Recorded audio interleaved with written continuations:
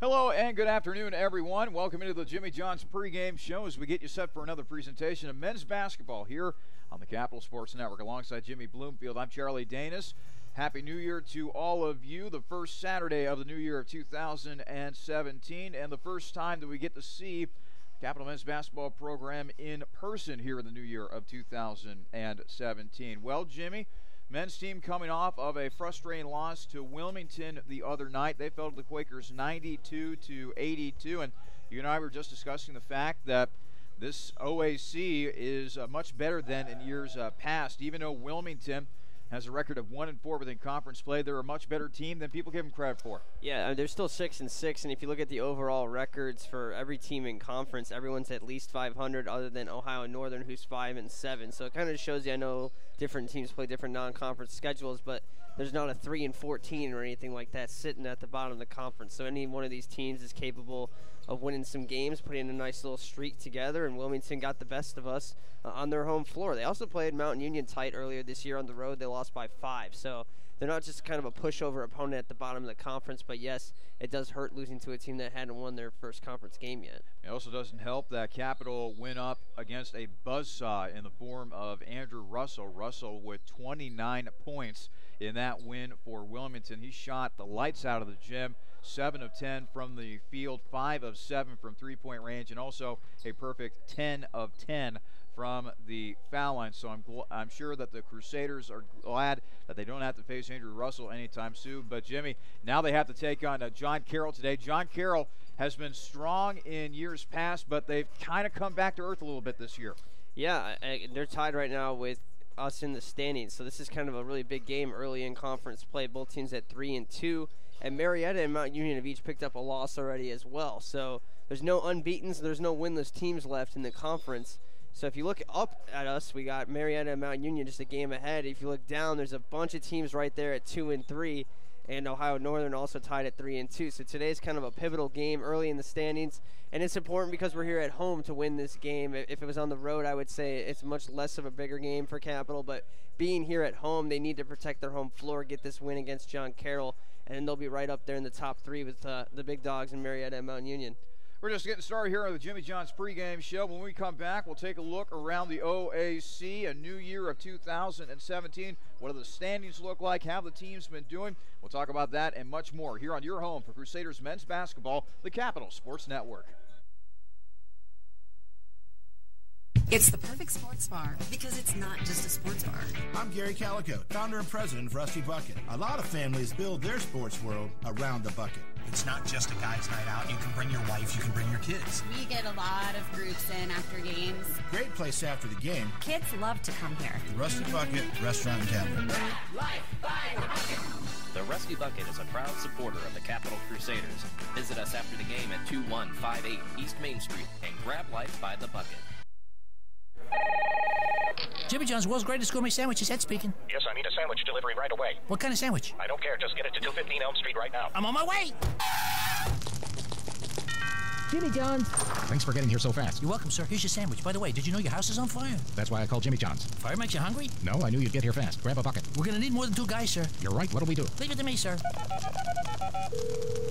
Hello, boss? Send everyone you got to 215 Elm. Doesn't matter what kind of sandwich, sir. I'll explain later. Thank you, sir.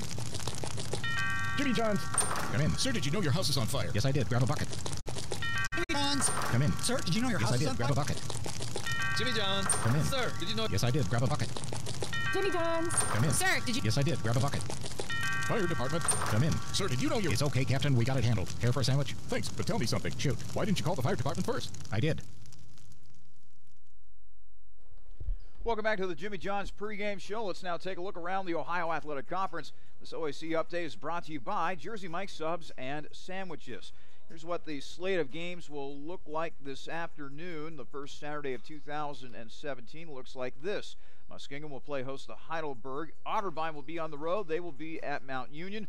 Both those games are scheduled for a 2 o'clock tip-off later this afternoon. And then 2 games will tip off at 3 o'clock. Ohio Northern plays host to Marietta, while Wilmington hits the road. They'll be in Northeast Ohio taking on Baldwin Wallace. while we have a chance looking around the OAC, taking a look at some statistical leaders, if you will. Jimmy, we're accustomed to seeing Cam Kuhn at the top of the points per game statistical category. Right now he is 4th. Darius Jackson, 20.6 points per game for Mount Union. J.J. Kakura is also up there as well. What are some standout performers in the OIC that have caught your eye? I mean, just some of the names that we've seen. Jerome Marsh from Muskingum, who we saw here at the Cap Center a couple weeks ago. He's averaging 19 a game. We've seen some good performances from him. Kakura, we know how he can light it up as well. A.J. Edwards at Marietta, he's in 5th. So a lot of familiar names out there from some of the standout teams in the conference. Not a surprise to see them. What I am surprised to see, if you look at the rebounds per game, Charlie, right there in that number 5 spot, Tyler Jamison from Capital. He's having a really good year, and it's good to see him start to creep up in the statistics. We know how good he is on the defensive floor, which doesn't always show up, or defensive side of the floor. It doesn't always show up in the stat sheet, but now the rebounds starting to pile up for the young man as well. Taking a look at the standings now around the OAC, Marietta and Mount Union tied atop the conference standings with equal 4-1 marks. And then Capital, they find themselves in a 3-way tie for 3rd place. 3-2 is Capital, John Carroll, and Ohio Northern. We talked earlier in the pregame show about how this is a big game in terms of Capital and John Carroll perhaps separating themselves in the field, putting themselves firmly in that 3rd spot in the conference standings, at least for now. Muskingum, Heidelberg, and Otterbein are all 2 and 3. And then bringing up the rear, Baldwin Wallace and Wilmington 1 and 4. Okay, Wilmington is not that surprising to me, Jimmy, based upon past history, but Baldwin Wallace has gotten off to a slow start in conference play. Yeah, again, I think the conference is just a lot tougher this year than it has been in years past, and I don't think we're going to see a team run off a 16-2 conference record or anything like that this year. I mean, 14-4 might be enough to get first. You look at the fact that Mount Union and Marietta have already picked up losses this season. Marietta, I think, almost ran the table last year in conference play. I think they lost 1 game in conference play. I might have ended up losing a second one late, but they were a good 10-0 start.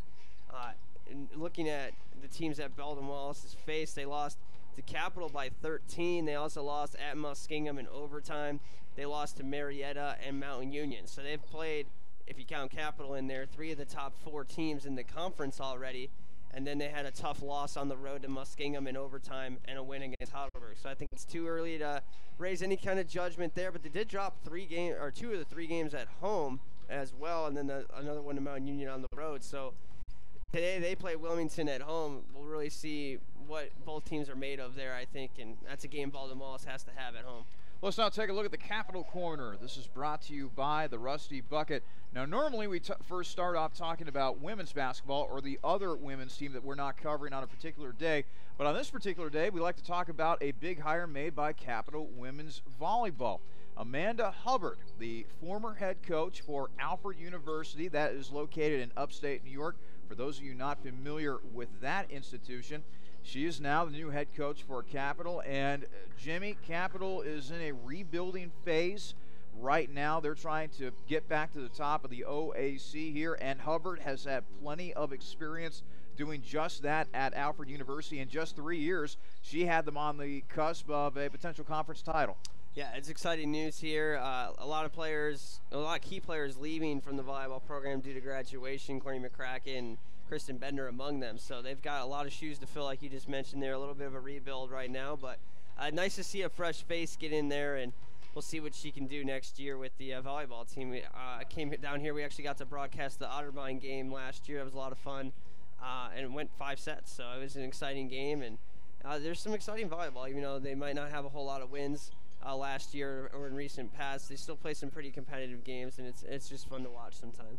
Well, let's now switch our focus on over to women's basketball. The women's team getting a much-needed conference win as they defeated Wilmington 57-43 on Wednesday night. Capital jumped out to a 13-2 lead over Wilmington after the first quarter of play, and really, Jimmy, after that, never really looked back. They got a big performance by Reagan Stonerock, 15 points and 14 rebounds coming off the bench, no less. Yeah, and the thing that jumped out to me when I was looking at the box score, obviously I wasn't here, Charlie, but you saw the game, but just the chipping in of other players. Fondesi had 6, Watchman had 8, Annika Watchman had 11. Ando had 6. So there's just players just pitching in 4 or 6 points here and there. And that's not something we've seen, especially from a consistency standpoint of just making shots. They were 40% from the field, which is a remarkable improvement from where they've been. Wilmington managed just 11 points in the first half. And the big factor with that, obviously, you know, you're going to have a lead when that happens. But we kind of talked about when they fall behind in games, Charlie, that they don't have the firepower offensively to come back and knock down, you know, 2 or 3 threes here in back-to-back possessions to get back into a ball game. So it's very important for Capital to play early and get a big lead, or at least a lead where they can keep running their offense and they don't have to try to set up three-pointers or anything like that or turn up the pace and just kind of play their style of basketball. So everything kind of played into their hands in this game against Wilmington with the slow start that the Quakers had offensively, and it was just a solid game plan from there. So hopefully they can build on that, and I think it's going to start on the defensive end of the floor because, like we said, Charlie, they just don't have that offensive firepower this year that they're going to be able to drop 70, 75 points in a given night. They're going to have to grind out wins like they did against Wilmington. The Quakers scored just 43 points, and that's how you win ball games in the OAC if you're Capital. I'll tell you one thing that was a real big positive from that game against Wilmington. 16 of 18 from the foul line, 89% for Capital. We have seen in the past that this women's team has really struggled from the foul line, but lately they have been picking it up from that statistical category. They are going to be at John Carroll today, and their game will tip off at 3 o'clock. When we come back, we'll go ahead and set the table for Capital as we are getting you set for today's men's basketball matchup between John Carroll and your Capital Crusaders. This is the Jimmy John's pregame show. OSU Sports Medicine is a proud supporter of Crusader student-athletes by providing sports health services for Capital University athletics and student health services. Through the work and care of team physicians and athletic trainers, it's the team behind your team. For all fans, if you're looking to improve your physical performance, recover from an injury, or stay active for a lifetime, the experts at Ohio State Sports Medicine are there for you. Visit sportsmedicine.osu.edu or call 366-4332.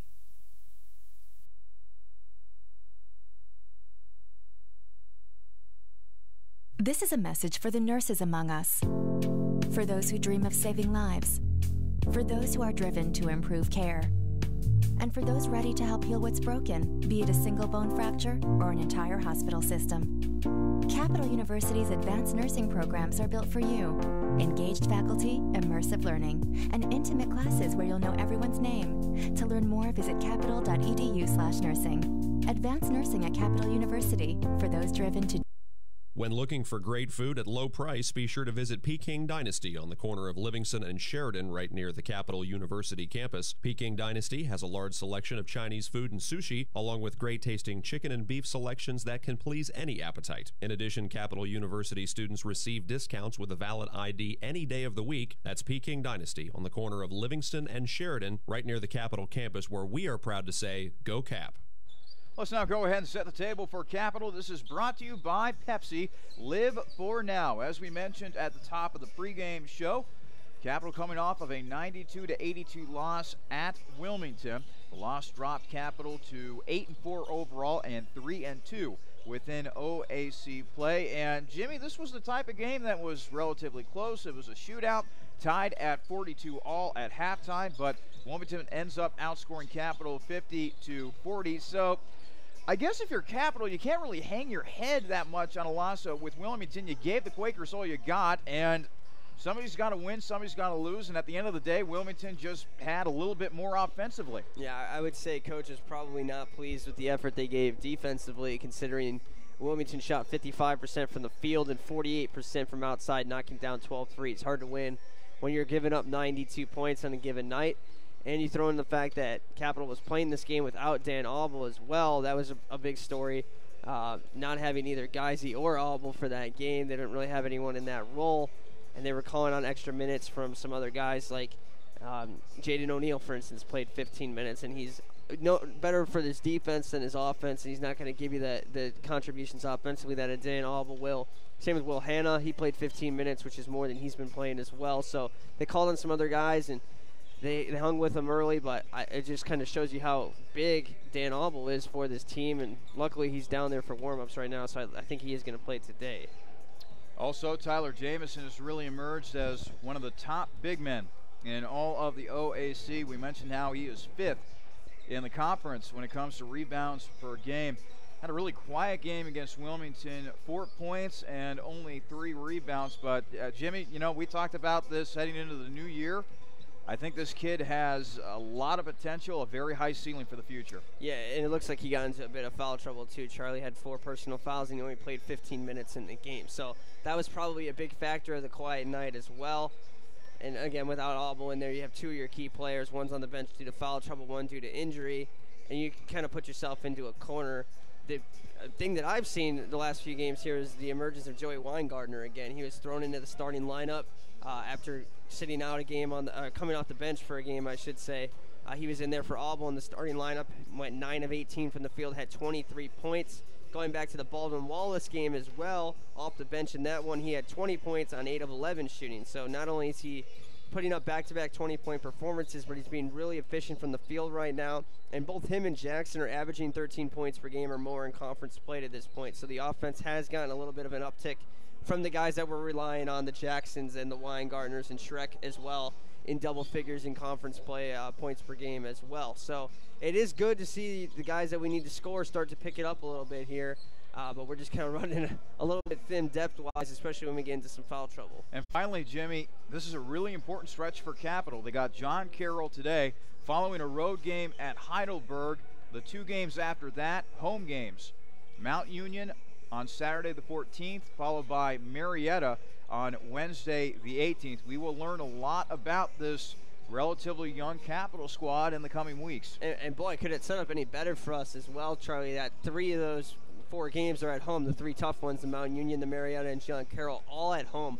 So they really need to, not only are we going to find out a lot about Capital, but if they're going to compete for a chance at a conference championship this year, they need to win at least 2 of those 3 games here at home, and maybe all 3 of them, because you look into February, they're at Marietta and at Mount Union in the same week, and then they finish the season at John Carroll on their senior day. So you never know what can happen on a senior day, especially, and John Carroll and Capital could be playing for really important seeding, maybe the difference between a 1 or a 2 or 2 and a 3 or something like that. So that's going to be a big game for them as well. You got to get them at home while you can, especially looking at what happened in Wilmington. I don't know if it was a look-ahead situation where we were at Wilmington focusing on this game, but they can't have that happen again next Wednesday at Heidelberg, looking ahead to Mount Union and Marietta. That's also an important game. Going back to that Wilmington game, that could be a game that costs them a chance at the championship right now, because that's not a game that everyone's going to drop at Wilmington. And it happens. You move forward from it, and we'll see how they respond today. This is a game that they need to win if they want to have a chance to compete in this conference. When we come back, we'll talk about Capital's opponent today. That would be John Carroll. We'll talk about the Blue Streaks and much more as we continue with the Jimmy John's pregame show. I wanted to fly. They said I couldn't. So I built a plane, then a spaceship, then I went to the moon. I invented jazz, hip-hop, rock and roll. Some called it noise. I said it was music. I wrote a letter and sent it by ponies. It didn't get to you fast enough, so I used trucks and ships. But still, they weren't fast enough for me. So I lost the paper and the ink. I sent it by magic. I called it email. I made up new words: jukebox, bling, Google. And I decided some old words weren't okay to say ever again. The mustache. I tried to bring that back 17 times. I wore knickerbockers and shoulder pads, poodle skirts and flannel. When I came back from World War II, all I had was a t-shirt. So I made that cool. In fact, I invented cool. Who am I? I'm the spirit of youth. It's my job to move the world forward. Pepsi. Every generation refreshes the world. Welcome back to the Jimmy John's pregame show. Let's now set the table for Capital's opponent. That would be the Blue Streaks of John Carroll. This is brought to you by Capital Dining Services. Well, John Carroll, let's see here. Overall record of 6-5, 3-2 mark within OAC play. So compared to years past, Jimmy, they have come back to earth a little bit, but they're still the same old Blue Streaks team that likes to get up and down the floor. They are led offensively by David Lenane Jr., 14.5 points per game. Yeah, Lenane is one of the better point guards in the conference as well. A name that you are probably familiar with out there. and the 14.5 per game with 45 assists in 11 games. That's pretty good at the D3 level, averaging about 4 assists a game. So we've seen good point guard play in this conference, but David Linnane's probably about as the best as it gets here in terms of point guard play. So it'll be a really interesting matchup to see if they go with Auble on him or Schreck on him defensively. I would think they go with Austin Schreck, but we'll see what Coach Goodwin uses to deploy against Linnane. What's always interesting about John Carroll, to me, Jimmy, is that they always go with those line substitutions, one 5-man unit followed by another 5-man unit. Here's a good example of it. John Cirillo, here's a guy that's played in all 11 games, hasn't started a game, but he's their third leading scorer with 11.5 points per game. Simon Kucharowicz, meanwhile, he has started all 11 games, 12.6 per game. So 3 guys that are averaging double figures, and then a whole bunch of guys that are averaging between 7 and 8 points per game. It kind of speaks to the depth that John Carroll has offensively. Yeah, they have a lot of guys that have been having some good games. It's kind of like it's not really consistent. They have a different guy off the bench, it seems like, that goes off for them. And most recently, it's actually been Matthew Shurin, a junior, coming off the bench for them against Ohio Northern back on the 17th, which was actually their second to last conference game because of the holiday break and all of that. He had 24 off the bench for them. And then in their last game on Wednesday against Heidelberg, he followed it up with another 20-point performance off the bench as well. 6 for 13 and 4 for 8 from outside. In 16 minutes, he scored 20 points, and Linnane also scored 25 with 6 threes himself. So they combined for 10 of John Carroll's 11 threes. But like you said, Charlie, with the line changes, and they do rely on their bench quite a bit here, the Blue Streaks do. And they have a different guy off the bench that can do it for him. Like you said, Cirillo has kind of been that constant guy, but they have had kind of outbursts from different players. And someone to keep an eye on tonight is definitely Matthew Shurin, as I mentioned, with the back-to-back 20-point performances, much like Joey Weingartner for Capital. Jimmy, looking at the stats here, John Carroll averaging about 89 points per game, but they're allowing their opponents to score 86 points per game, leading to a scoring margin of about 3.2. What do you chalk that up to? Well, they play at a really fast pace, Charlie, and that's a big reason for that. They don't really care about how many points they're going to allow. They're going to try to outscore you on any given night. Capital plays a much different style, 76 points per game this season, and they've allowed their opponents to just under 70. So kind of gives you a little bit of a different style, and that's kind of the story always with Capital.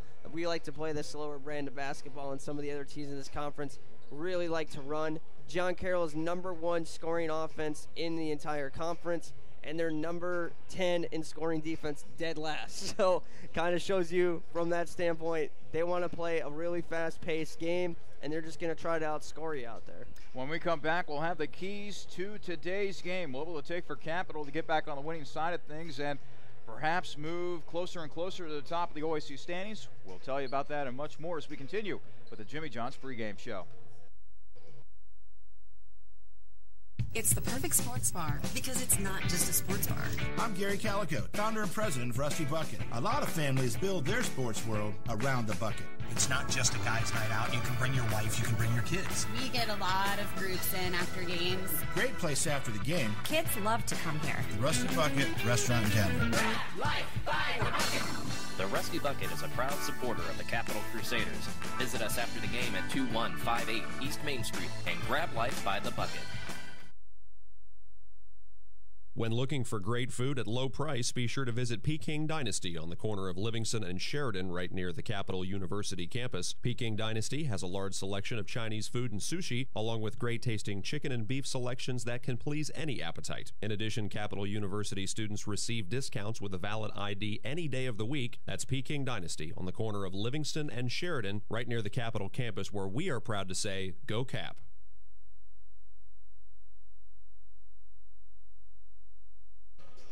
Welcome back to the Jimmy John's pregame show. It is now time for today's keys to the game, brought to you by the Marriott Columbus Airport. All right, Jimmy, I'm really interested in hearing your keys today because, as we mentioned in the previous segment, you got two teams going at it with different styles when it comes to it offensively. John Carroll likes to rush up and down the court. Capital likes to take their time in the half court. So how do you see things shaping up? That's the key, Charlie, and I don't know what the best strategy is. This is why Coach Goodwin has paid the bucks to lead this team. Does he want to try to up in his style and play a little bit of a quicker pace? Obviously, you don't want to play at John Carroll's level of a pace, but do you play up a little bit to their pace and try to get some quick baskets as well, because you know their defense can kind of be like a sieve at times? Or do you try to slow this thing down, completely take the air out of the ball, and just grind out a win against John Carroll? I think you kind of got to go the first way, because I think if you try to just sit on the ball, it's a little bit too passive against a team that can score like John Carroll. You try to take the air out of the ball, maybe you don't get a good shot up, all of a sudden in transition, bam, pull up three, and you just give up too many points too quickly that way. I think you still got to kind of play a brand of basketball where you're still trying to look for your opportunities to push the pace when you can and get a lead in this game, and then maybe in the last few minutes you can try to slow things down again. But I think if they try to go too far the other way in the extreme of just playing a game in the 50s, or for instance trying to shoot that far, I think you got to try to still play this thing and maybe do a little bit more than you're capable of offensively. Again, they average 76 a night, but you look on the scoreboard, they've been in the 80s several times this year. I think you got to try to hit in the 80s tonight to win this game, or this afternoon to win this game against John Carroll. I think another part's going to be slowing down Lenane, because not only does he set up his teammates, but he has shown the ability to go off for 25 points like he did in their last game against Heidelberg. So Lenane is going to be the start and finish of this offense for John Carroll. He's the guy that you need to keep an eye on and make sure he can't have open passing lanes and things like that. So it's going to take a really concerted effort on the defensive end of the floor tonight, or this afternoon. I'm so used to saying tonight. And then the last key, I guess it would be to keep getting Weingartner and Jackson going. Over 15 points per game in the 5 conference games for each of them. They've kind of been the guys offensively that have been doing it. You know that Weingartner looks for his shot early in the shot clock as well, which is something that I talked about with the pace a couple seconds ago there. That might be a way to get some quick pace going. Jackson's been really good on that elbow jump shot this year as well. And you have Yahaya off the bench, who's instant offense as well. So you've got a couple of options, and you got to get your guys going early in this game. Stay out of foul trouble.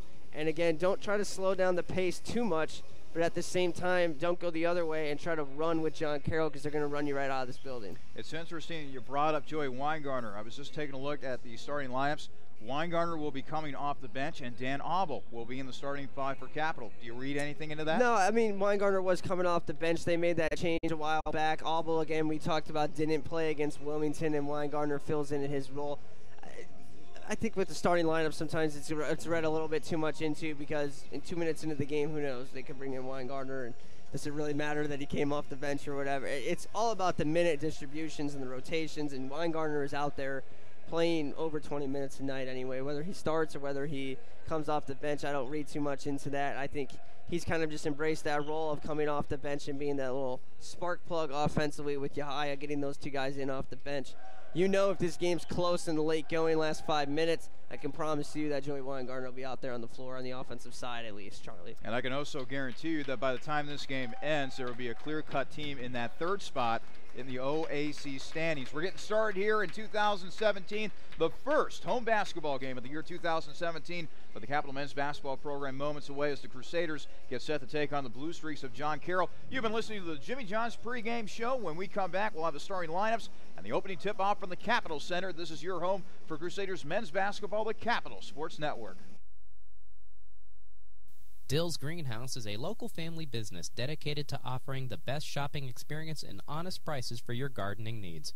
If you're in need of annuals, perennials, vegetable plants, or any variety of gardening tools and resources, Dill's Greenhouse is more than happy to get you on the right path. Dill's Greenhouse is located at 5800 Rager Road in Groveport, Ohio, and is open 7 days a week. Visit them online for more information at dillsgreenhouse.net. Dill's Greenhouse, only nature does it better.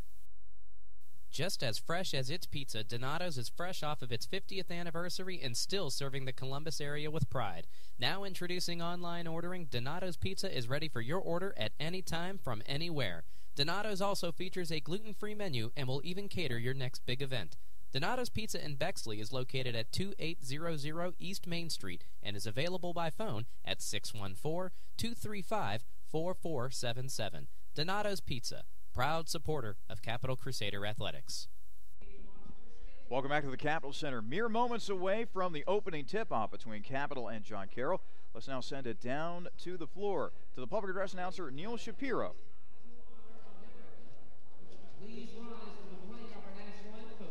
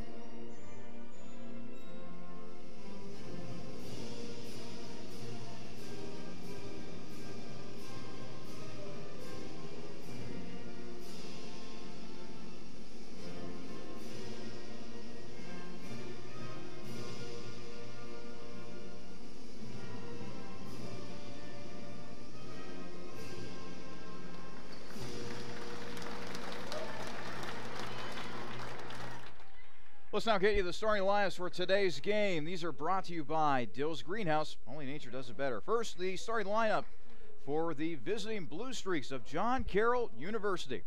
At guard will be the 6'4" senior from Burton, Ohio, number 12, Tim Ludlow. Also at guard will be the 6'2" junior from Indianola, Pennsylvania, number 14, Brian Papich. Also at guard will be the 5'9" senior from Euclid, Ohio, number 15, David Lanane Jr. At forward will be the 6'7" senior from Brook Park, Ohio, number 24, Simon Kucharowicz. And finally, at guard will be the 6'3" freshman from Medina, Ohio, number 32, Ryan Berger. The head coach for John Carroll in his 25th season at the helm for the Blue Streaks, Mike Moran. Now the starting lineups for the Crusaders. At guard will be the 6'3" sophomore from Erlanger, Kentucky, number 3, Austin Schreck. Also at guard will be the 6' freshman from Brecksville, Ohio, number 13, Dan Abel. Also at guard will be the 6'2" senior from Dublin, Ohio, number 23, Tyrell Jackson. At forward will be the 6'7" freshman from Columbus, Ohio, number 33, Nate Boone. And rounding out the starting lineup for the Crusaders today will be the 6'6" freshman center from Chillicothe, Ohio, number 45, Tyler Jamison. The head coach of Capital in his 22nd year at the helm for the Crusaders, Damon Goodwin. Both teams with different styles when it comes to playing offensively. John Carroll rushes it up and down the floor. Capital, meanwhile, likes to work in the half court a lot. What's at stake here, Jimmy? Basically sole possession of third place within the conference. Yeah, Ohio Northern playing Marietta tonight, or in an hour or so. So if they get that win, obviously then there'll be a lot more of a log jam, and actually it would be a tie at second place. But if Marietta wins that game, like you said, sole possession of third. It's interesting, the styles you mentioned, kind of two different styles. John Carroll starting 4 guards with Kucharowicz as the big, and Capital obviously with 2 bigs in there with Boone and Jamison. So right off the bat, before the ball's even tipped off, we already see a little bit of a contrast in style. It's now time for today's opening tip, brought to you by Zoe's Cafe. Our officials today, by the way, Clarence Pauly, Andy Acosta, and Sean Manuel. Kucharowicz and Jamison jumping for their respective teams. Ball's up in the air, and the tip is won by John Carroll. We're underway here at the Capital Center. David Lanane Jr. brings the ball up the court for the Blue Streaks. Now it's handed off to Berger. Berger being guarded by Abel. Dribble penetration by Papich now. He'll drive on in, and a foul will be called on the inside as Kucharowicz will earn himself a trip to the free throw line, and we're not even 20 seconds into today's ball game. That was the mismatch right there, Charlie. It was Papich driving the 6'2" junior guard on Boone, who's listed at 6'7", obviously a quicker player than Boone, and he went right around him, got the interior pass that set up the free throws. And Kucharowicz is able to knock down his first free throw. The second free throw coming for the Brook Park, Ohio native. It is up, and it is good. Just like that, John Carroll's out to a 2-0 lead. 19:43 remaining in our first half. Dan Abel will now feed it ahead to Jamison, and Jamison will glide on in, and he got fouled. The foul will be assessed to Brian Papich. Sorry to interrupt you. No, my bad. That's how you beat a press right there. Just throw it up the length of the court. I was going to mention Kucharowicz in the free throw line, 35% this season. He looked pretty good in his first trip, but he's 15 for 42 entering today's game. And now Jamison will get a chance to answer with some free throws of his own. Jamison, a 6'6" freshman from Chillicothe, Ohio. First free throw, no good. Jamison has had a good year at this point, nearly a double-double this season, 5th in the OAC when it comes to rebounding, 7.9, I believe, in that category. Second free throw, no good for Jamison. So unlike his counterpart Kucharowicz, he comes up empty both times at the foul line. Still a 2-0 lead for John Carroll. Lenane Jr., jumper off the glass and in. A 4-0 lead for John Carroll. And that was kind of that Anthony Davis effect. You saw him go to a fadeaway shot. And now Schreck getting the inbound to Tyrell Jackson, who just gets it across midcourt just in time as John Carroll continues with that full court press. 17 on the shot clock now as Schreck passes it off to Jamison on the right wing. They go inside. Schreck trying to find some position, and Jamison lays it up and in. Nice feed by Schreck along the baseline as he found Jamison for two. Yeah, extra pass, and they finally get the easy layup. 4-2. John Carroll with the lead. 18:52 remaining in the first half. A drive, and Kucharowicz storms in and jams it home, two-handed style. 6'2", John Carroll. Dan Abel now trying to get it in, and he will get it in successfully to Schreck. Schreck will now dribble up the court, and he's looking for some help as he gets it ahead to Dan Abel. 20 on the shot clock for the Crusaders in the half court. John Carroll with a 6-2 lead early on. They will go again to Jamison on the right block. Jamison backing down his man. Jump hook, no good. And the rebound is taken by Brian Papich of John Carroll. Now David Lenane Jr. Wide open three. That's no good, but following his shot and getting it to go is Tim Ludlow, and that will elicit a timeout from Damon Goodwin. 8-2 lead for John Carroll. 18:09 remaining in the first half, and now it looks like an entire line change for Capital here. Yep, Coach Goodwin obviously not happy with what he's seen, and as soon as he called that timeout, he went to the bench and tapped 5 guys right on the shoulder, and we're going to see a new unit in there for Capital. Brandon Holiday will be checking in along with G. Yahaya. Let's see here. I think Caleb Cox is also going to be in there as well. We haven't seen him for much of the year because of injury. Also checking in will be Gavin Wildermuth. And finally, another relatively new face, at least for us, Brandon Holiday, the freshman out of Cincinnati. And Joey Weingartner as well. So an entirely new starting 5 for Capital. Yeah, sending a little bit of a message early. So now Holiday looking for some help. Gets it ahead to Weingartner. Now it's over to G. G will go baseline, but it goes off the hands of Cox. Cox is able to save it. And Holiday trying to throw it off of a John Carroll player, but to no avail. It's Blue Streaks basketball. So an 8-2 lead for John Carroll. 17:55 remaining in the first half.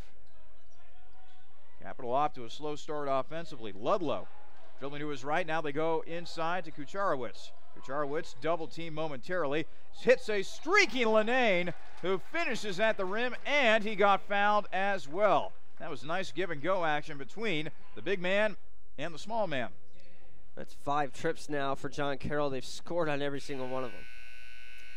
That is very efficient offensively as Lenane Jr. will head to the free throw line, and 4 new bodies in there for John Carroll. Checking in, let's see here. Matthew Shurin. It looked like Cirillo out there. Caputo I saw come in. Which is actually interesting that he's coming off of the bench. You and I were talking about how we're used to seeing Doug Caputo in the starting lineup, but I guess he's now part of that second unit that comes off the bench for John Carroll, who likes to play games like a hockey game, a line change every once in a while. Not bad to see a 6'8" senior stud come off your bench as well for John Carroll. Yep, Holiday gets it into Weingartner. Joey will now feed it across to Wildermuth. Goes to G. G got fouled on his way to the 10, so he will now head to the free throw line, as it was Caputo who committed the foul for John Carroll. He was fearless, Charlie. He was trying to put him on a poster. G. Yahaya at the free throw line, 6'4" freshman from Allen, Kentucky. A Ghana native originally before he came to the States, as his first free throw is no good. And it remains an 11-2 advantage for John Carroll here early on, approaching 17.5 to play in the first half. Second free throw for G is good this time. It's now an 11-3 ball game. 17:32 remaining in our first half of play. Noah Badar brings the ball up the court for John Carroll. He'll now go inside. Twisting, turning, now outside for three, and that is knocked down by John Cirillo, 6'5" junior out of Pepper Pike, Ohio. It's a 14-3 lead for John Carroll, 17-10 remaining in the first half. A slow start for Capital, as Wildermuth will bring it up the floor for the Crusaders. Now it's over to G. G looking for some help. Hands off to Holiday. 13 on the shot clock. Holiday over to Wildermuth. Wildermuth, top of the arc. Now it's over to Weingartner. 5 on the shot clock. Joey's step back jumper is good. Joey showing off the range right there. 14-5 game. Yeah, I don't think that's a shot you want to live with, but you need points however they're going to come right now. Viachik. Now swung around to Shurin. Shurin now over. And now he loses it. G comes up with the ball. And he's dribbling around. Almost got a double dribble that time. Weingartner, long jumper. That's no good. And the rebound taken by Badar. Yeah. Badar will feed it ahead now, as John Carroll will look to get up the floor very quickly here. It is swung around. Cirillo gets bumped by G. And you saw Weingartner on the other end of the floor there, Charlie. He received the pass from Yahaya, who never had it. He kind of just rolled the ball under the basket. And Weingartner had a 2-point mid-range jump shot, but tried to go back to the three-point line to shoot that shot. I think he just needs to take that 2 next time. Badar will inbound it. Three-pointer from the corner. That's no good for Shurin. And now it's ahead to Wildermuth. Wildermuth will finish at the rim. And by the way, we're having some technical difficulties with the rim to our left. The buzzer red light keeps on going on, as Cox was able to grab the rebound. Yeah, we've seen that happen a few times before, too. Sometimes you'll see, if you look at the backboard, the red lights around it will just start to flash on there. It hasn't done it in a while, but we've seen it go off about 5 or 6 times already. I think a bulb might need to be fixed. Holiday on the left wing. Passing off to Weingartner. 10 on the shot clock. Skipped all the way around to G for 3, and G knocks it down. Right back in the ball game now. John Carroll 14, Capital 10. 15-15 remaining in the first half. It skipped around into the corner, thought about a 3. Now driving in is Vujacic, and Vujacic is going to be called for a charge.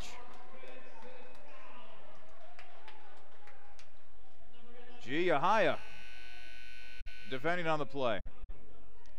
So how about this? This second unit, comprised of Holiday, Wildermuth, Yahaya, Weingartner, and Cox, has been, at least for right now, getting the job done offensively. And Holiday trying to get it into Weingartner now, cross half court. You gotta credit Coach Goodwin for having the smarts to see that his first unit wasn't getting it done, and he sends a message to them: if you guys aren't going to get the job done, I'm going to bring in a unit who will. Preston Williams, meanwhile, gets the rebound after a Weingartner miss. Williams will drive, kick to left. Now a jumper. That is no good, but getting fouled on the play was Antonio Vujacic, a 6'3" junior out of Euclid, Ohio. So now he will head to the free throw line. 14-10 lead for John Carroll. 14:49 remaining in the first half. First free throw is up, and it is good, as now the original starting lineup for John Carroll will make his way back onto the floor. Ludlow, Papich, Linane, Charwitz, Berger will be out there pretty soon. One more free throw for Vujacic. Or Vianchik, excuse me. As the second free throw is good. Typically with John Carroll coming out of the Northeast corridor, you have those Eastern European sounding names. And they can all shoot. You know, those names are out there in the NBA. Yeah. The Stojakovic's of the world. Holiday has his pass batted away, but Weingartner is able to recover for Capital. He feeds it ahead to Wildermuth. Now it's bounced over to Cox. Cox fighting through a double team, and a foul's called. Nice job of breaking the press right there, and now Cox will try to reward that effort with a pair of free throws here. Kucharowicz picks up his first foul. So Caleb Cox, after being out for much of the year because of injury, you'll see the sophomore from Cincinnati for the first time this year, misses his first free throw. 6'7" sophomore out of Cincinnati, went to Oak Hills High School down southwest Ohio. And you see the large brace on his left knee as well. Dan Abel, meanwhile, checks back in for Holiday. Second free throw up for Cox. It is good. And now a substitution for Capital, as Austin Schreck will come in for Gavin Wildermuth. 16-11 ball game in favor of John Carroll. 14:40 remaining in our first half. David Lenane Jr. will bring the ball up. Now we'll pass on over to Ludlow. Kucharowicz will kick out. Back to Lenane. Lenane throws it out of bounds as he was trying to get it over to Ludlow. He threw it right into the first row there. Didn't see that. He didn't even look. It looked like Charlie. He just thought Ludlow was standing there, and he wasn't.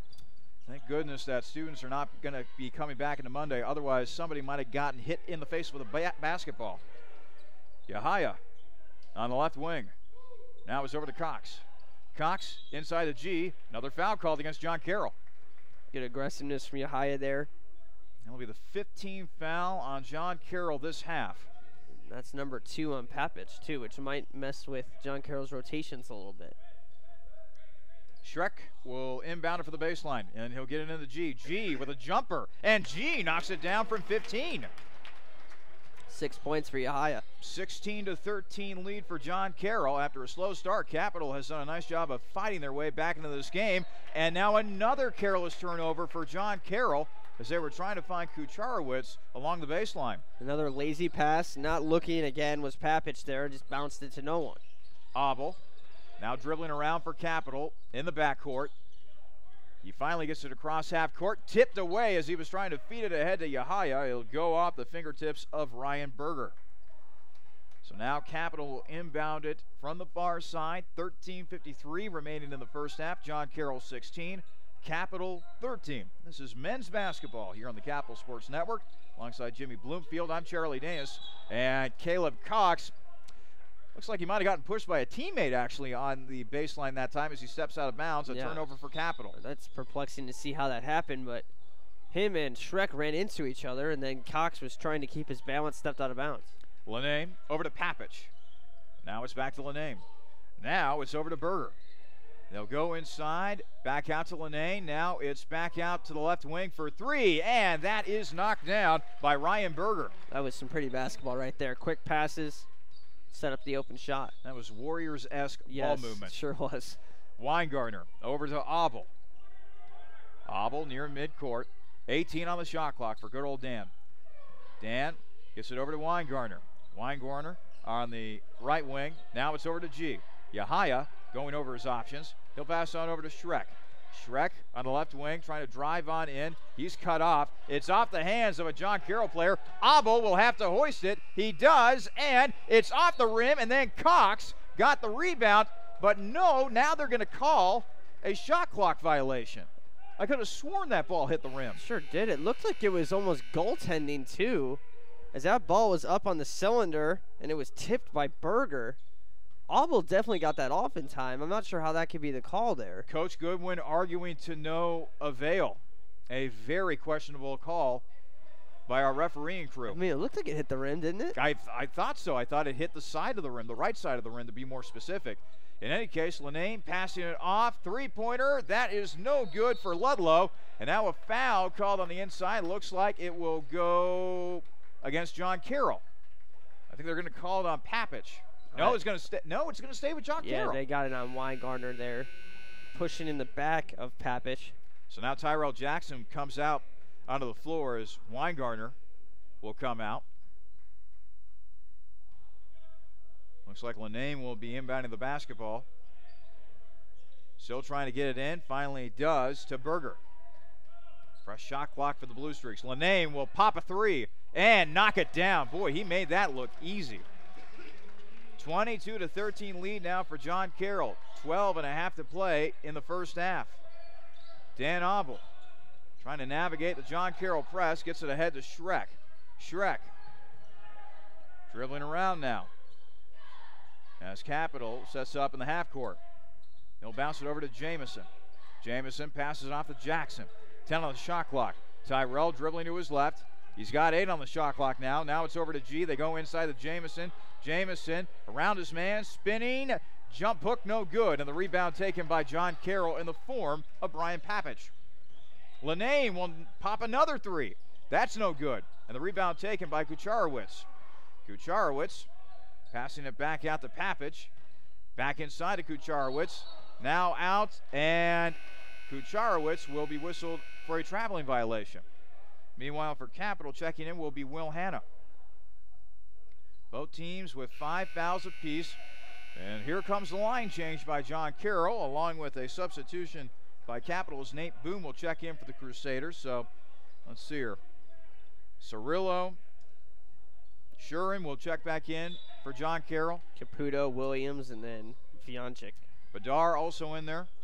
And Boone loses it. Badar comes up with it for John Carroll. He'll scoop on in, and Badar not able to finish the layup. Rebound, Will Hanna. And yeah, that's actually my mistake. Badar, not Williams, in there in that second unit for John Carroll. Abel over to Jamison now.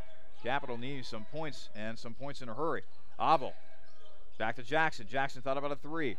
He's trying to dribble on in now. Back outside. Boone will go inside to Jamison, but somehow the ball went through the hands of Jamison. Another turnover for Capital. Yeah, the turnover starting to pile up now for Cap. 4 for them, 5 for John Carroll. 11:15 left to play in the first half. John Carroll 22, Capital 13. Swung around, three-pointer on the way. That is no good. An air ball for Shurin. And it'll go out of bounds, and they will give the ball to Capital. Looked like Cap caught a break. I think it hit Abel, and then Vianchik lost it in the air. He was standing out of bounds and hit him in the back of the head. Abel now bringing the ball up the court for Capital. He'll bring it across the timeline in a timely fashion. Dan puts his right fist up, signaling the play in the half court. He's on the right wing as he bounces it over to Jackson. Jackson dribbling to his left along the right wing. 13 on the shot clock. They go inside the Jamison, and Jamison got fouled as he almost went tumbling out of bounds. So another foul on John Carroll. This is the 6th of the half on the Blue Streaks. So it looks like one more, and Capital will be shooting free throws. Boone now over to Jamison. Abel with a long three. That's no good. And the rebound is taken by John Carroll. And now a timeout's going to be taken by the Blue Streaks following a rebound. That was very close for the Blue Streaks. Took a timeout as well. 10:38 remaining in the first half. John Carroll 22, Capital 13. This is men's basketball. No, actually, hold on a minute. Yeah, looks like they were doing a running timeout here. And now Coach Goodwin arguing that if they're going to call a timeout, I should get my time. Weird sequence. And Mike Moran, head coach for John Carroll, he's usually one of the more, let's just say, active coaches in the OAC. He voiced his dissent about that decision. Cirillo spinning around and scoring. Cirillo, one of those players, Jimmy, we've watched him the last couple of years. He is sneaky athletic. Sure is. I mean, he's got a lot of length, too. Can't hide that out there on the floor, but you talked about it in the pregame. He's one of their key players, third highest scorer. Three-pointer on the way for Hanna. And Will Hanna knocks it down from the corner. 24-16 lead for John Carroll. And this is where the men's team kind of differs from the women's team, Charlie. If they fall behind, they have some shooters they can rely on. And Cirillo comes right back with a three of his own. How you like me now? Yeah, the problem is John Carroll averages almost 90 a game, so they're not going to stop scoring anytime soon. Abel gets it into Boone, and he will bring it across half court. And boy, I'm looking at the body language of Coach Goodwin right now. He's not happy about something. Yeah, his defense. John Carroll shooting over 50% and 40% from three.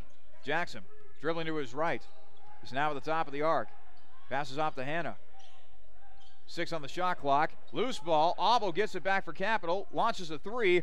That's no good. And the rebound is taken by Doug Caputo of John Carroll. Caputo now over to Badar.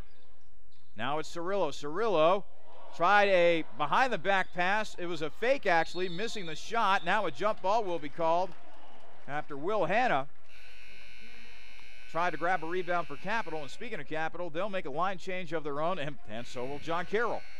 There's a lot of steps in there on that move from Cirillo, too, Charlie. Checking in for the first time today for Capital will be Jaden O'Neal.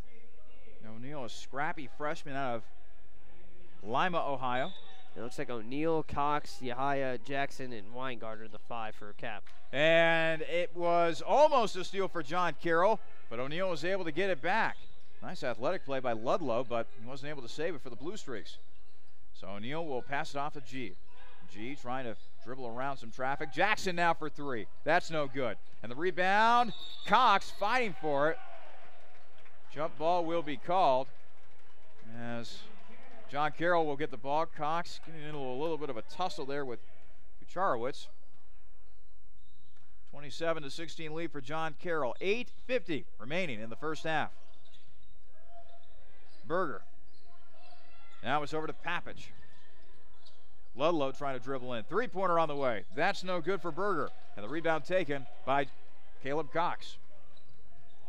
Jackson passes it off to Cox. Now it's over to O'Neal on the left wing. And a foul is going to be called against John Carroll. It's their 7th. And Capital will now be shooting free throws here. Caleb Cox will be heading to the free throw line. He split a pair his last time with the cherry stripe. 2 for 6 from the line right now is Capital. So Cox, the Cincinnati native, getting a lot of playing time here so far. Shot is up. That is good. Bounced off the back rim, but somehow found its way to the bottom of the cylinder. He'll have one more at the free throw line, will Caleb Cox. He'll bounce the ball a couple times. Ball up, and it is in. Had to rattle around a little bit, but in the end, Cox, perfect 2 of 2 from the foul line that time. Yeah, Cox was someone that you were pretty high on going into this year too, Charlie. Cox providing some defense there. Ball batted up in the air, and G lost it to a John Carroll player, Papich. Papich with a little more hustle on that play on that 50-50 ball. Linane penetrating, kick out, 3, no good, and Weingartner grabs the board. Weingartner, top of the arc. Now he'll put a spot up 3, and he'll knock it down. Joey Weingartner showing off the range that time. Now Linane trying to streak up the floor. He'll go outside for 3, and that is knocked down by Berger, and now a timeout is going to be taken by Capital. 7:47 remaining in the first half. John Carroll 30, Capital 21. This is your home for Crusaders men's basketball, the Capital Sports Network. With 14 TVs to watch your favorite team or the next big event, Planks Cafe and Pizzeria in German Village is ready for you and your group today. Plenty of free parking, free Wi-Fi, banquet rooms for private parties, and daily specials. What more reason do you need to visit Planks Cafe and Pizzeria? Planks is located at 743 Parsons Avenue and has been serving the Columbus community since 1939. Planks is on the web at plankscafe.com or available by phone at 614-443-6251. Planks Cafe and Pizzeria is a proud supporter of Crusader Athletics. Well, Capital is shooting better than John Carroll from both the field and three-point range, but they still trail John Carroll 30-21 with 7:45 remaining in the first half. Jaden O'Neal across the timeline, leading the point for Capital as he shouts out instructions in the half court. Now it's over to Jackson on the left wing, bounced over to Cox. Cox over to Weingartner, inside to Jackson. Jackson trying to post up his man, looking for a pass, throws it away to Kucharowicz, who now hands off to Linane. Linane on the right wing. Linane trying to dribble around, being guarded by Jackson. It's poked away. Loose ball. It's tipped back in, bounce. G went after it. Now it's another loose ball before John Carroll finally grabs it in the end. Boy, oh boy, the ball was pinballing, ricocheting all over the place. Kucharowicz lays it up and in. Yeah, because of the scramble there, Weingartner was matched up with Kucharowicz. That was a heck of a a great hustle from both sides. So Haya poking it away for a little bit there. Ludlow got down on the ground again. Jackson, jumper. That's no good for Tyrell. Cox, offensive board, off the glass and in for Caleb Cox. Jimmy, the reason why I was so high on Caleb Cox, he's got length, he's got athleticism. Obviously, the injury will hurt him a little bit, but, I mean, there's a lot of possibilities if you put him on the inside with Jamison, I'll tell you that. Jackson ahead, off the glass and in for Tyrell. Yeah, and I think Jackson, going back to that last play before the layup here, saw Cox had that position down low, so he just threw the shot up knowing it's either going to go in or Cox is going to get the rebound.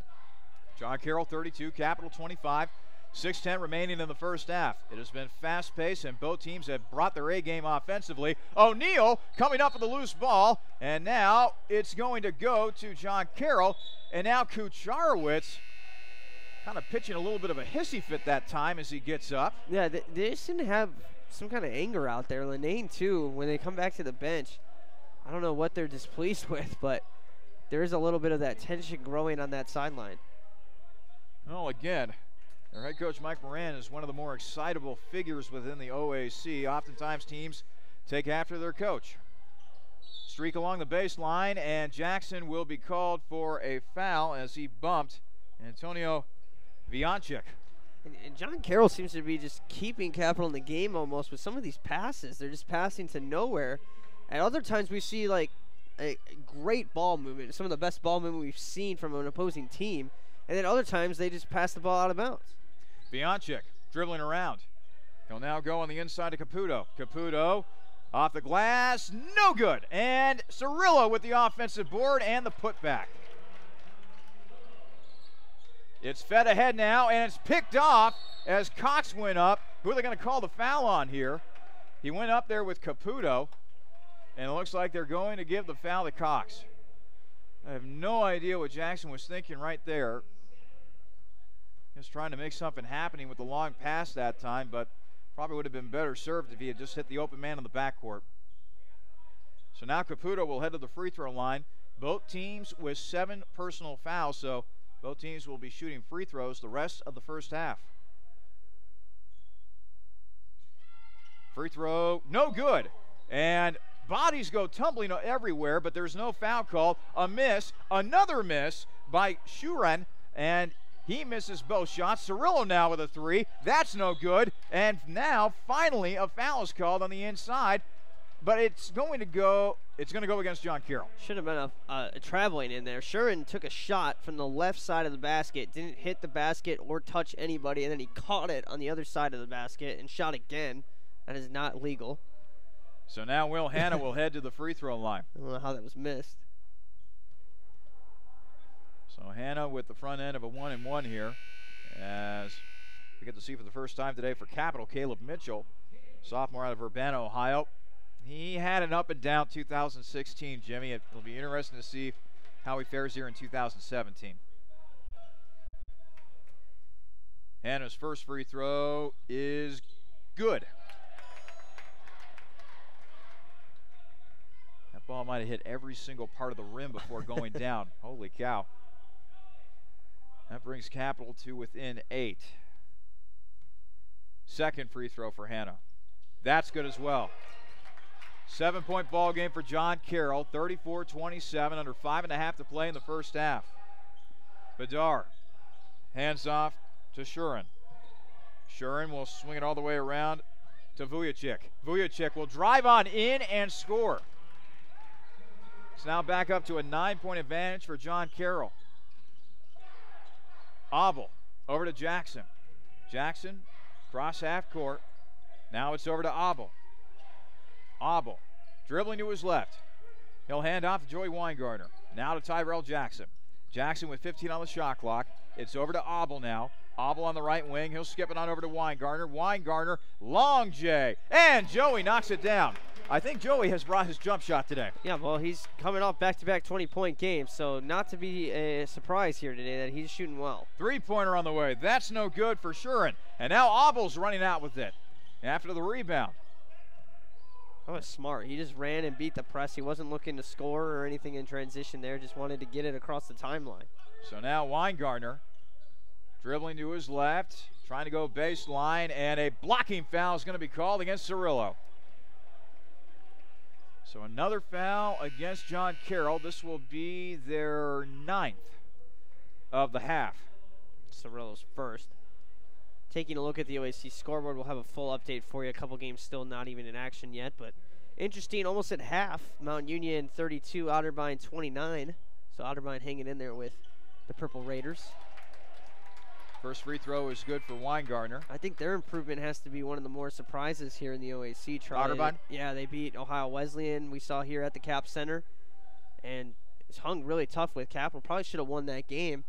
Late run from Capital kind of flipped that game, but Otterbein's been really competitive, and that is something that we haven't been able to say in the last few years. Second free throw good for Weingartner. Capitals now cut this to 5 points. 36-31, John Carroll with the lead, 4:12 remaining in the first half. They'll go inside, Caputo, twisting, turning, count the bucket, and a foul. As the jump hook is good. Boy, these teams are just going at it offensively. Caputo now heading to the free throw line. He is a senior from Youngstown, Ohio, went to Cardinal Mooney High School up there in Northeast Ohio. Free throw for Caputo is good. So now the lead for John Carroll is back up to 8. Well, Jimmy, as far as this ball game goes, Capital doing a nice job offensively, shooting 55% from the field, but it always seems like every time they draw to within 5 or 6, John Carroll has an answer. Yep, absolutely. I agree with that. And the second unit for John Carroll has kind of been part of the reason that they've been struggling. Then they get the starters back in there, and that's how it gets kicked back up again. The starters out there right now, obviously, for the Blue Streaks. And if we had access to the plus minuses, I'm sure they'd all be pretty positive. Abel skips it over to Weingartner for 3. Joey not able to knock it down. Ball goes out of bounds, and they give it to John Carroll. And then there's shots like that, a couple big ones that could bring us back into a 6 within the 5 if he makes that there. And it just doesn't go on. It doesn't go in for him. So now Jamison will check back in for Capital.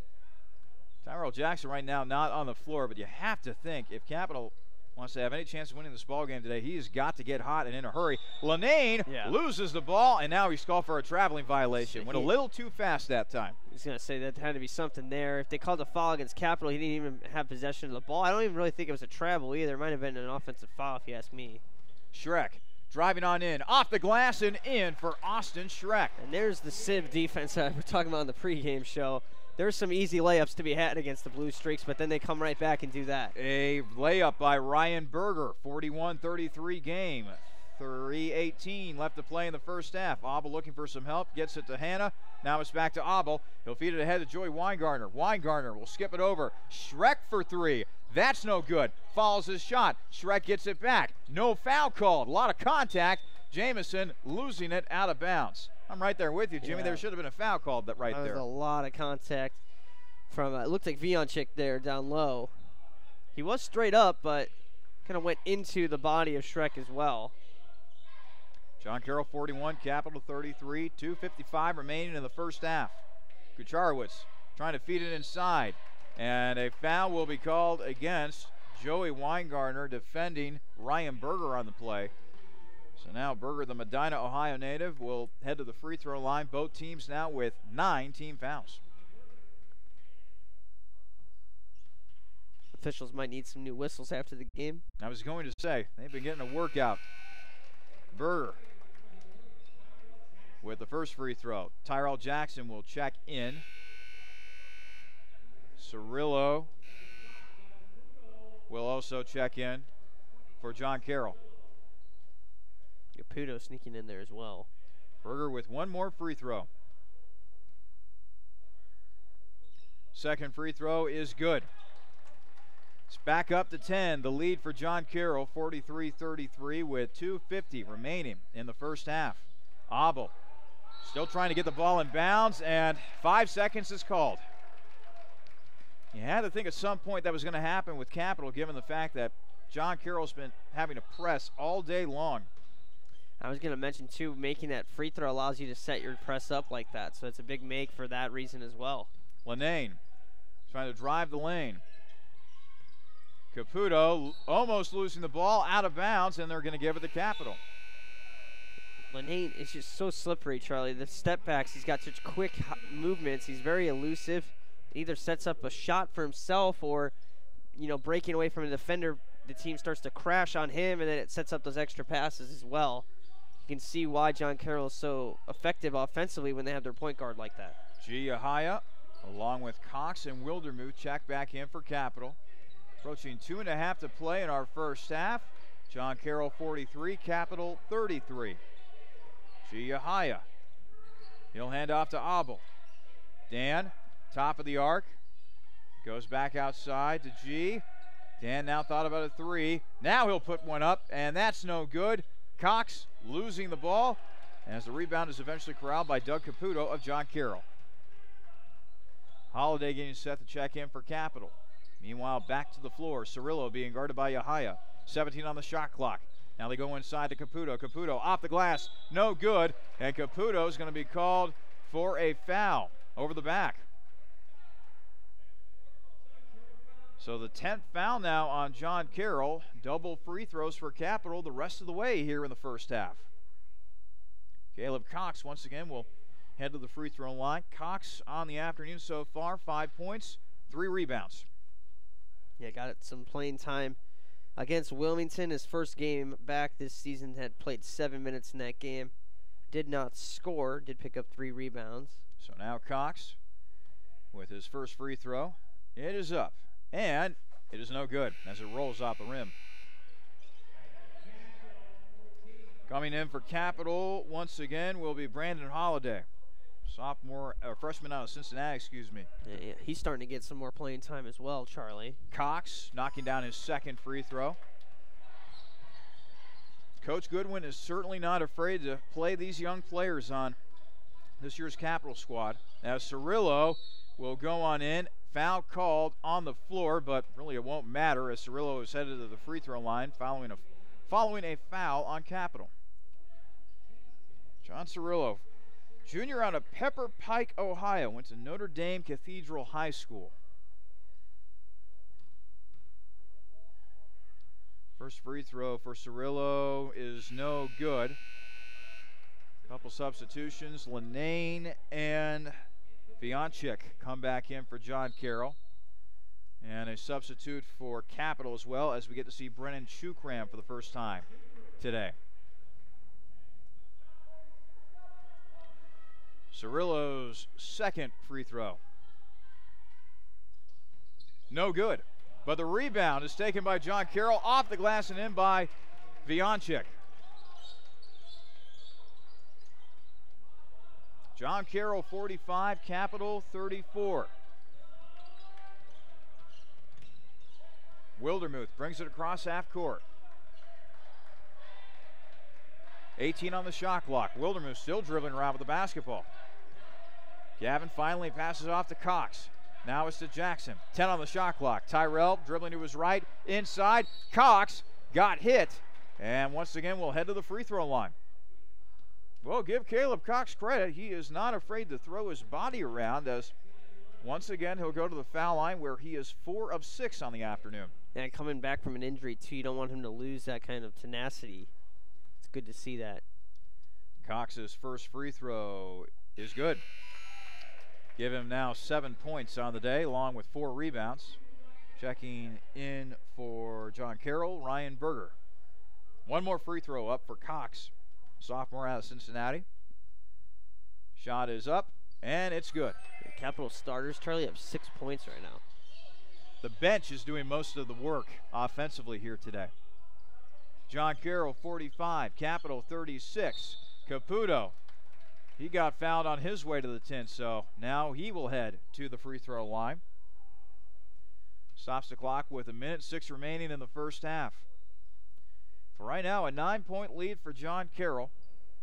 Ryan Berger and John Cirillo each have 10 points for John Carroll. Meanwhile, Joey Weingarten, the leading scorer for Capital, with 9 points. Cox not that far behind with 8. As Caputo's first free throw is good. Checking in for John Carroll, Tim Ludlow. One more free throw upcoming for Caputo, the senior out of Youngstown. It is up. That's no good, and Cox grabs a rebound for Capital. 10-point advantage for John Carroll. Minute remaining in the first half.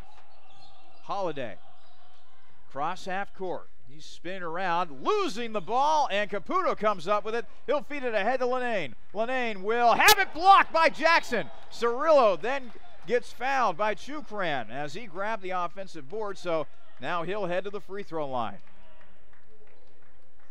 Love those chase down blocks. Yes. That was really cool. Yep.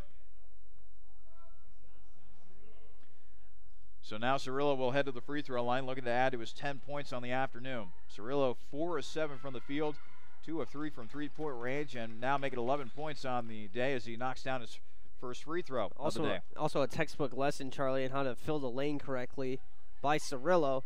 If Lenane misses, you need to be in position to clean that up, and he was. Second free throw good for Cirillo as well. Give him 12 points on the afternoon.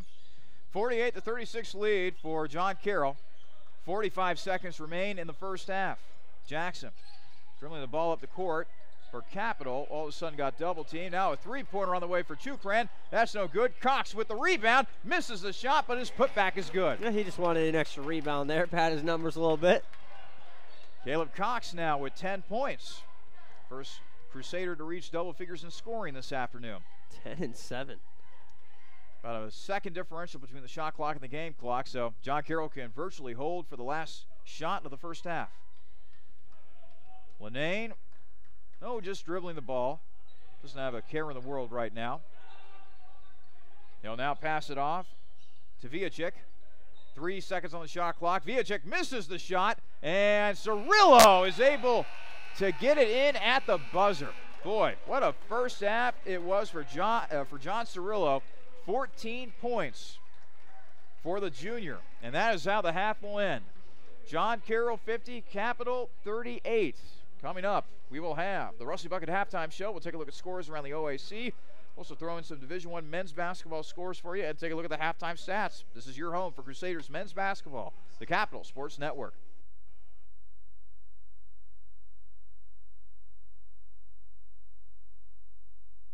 Army ROTC is one of the best leadership courses in the country and can be a part of your college curriculum. As a potential or current student at Capital University, learning to become a leader will make your college experience even richer and prepare you for the future. Capital Army ROTC can provide scholarships and many more benefits to those who enroll, but the biggest benefit will be experienced firsthand after joining. For more information on Capital Army ROTC, testimonials, and an in-depth look at what the program can offer you, go to www.capital.edu/ROTC.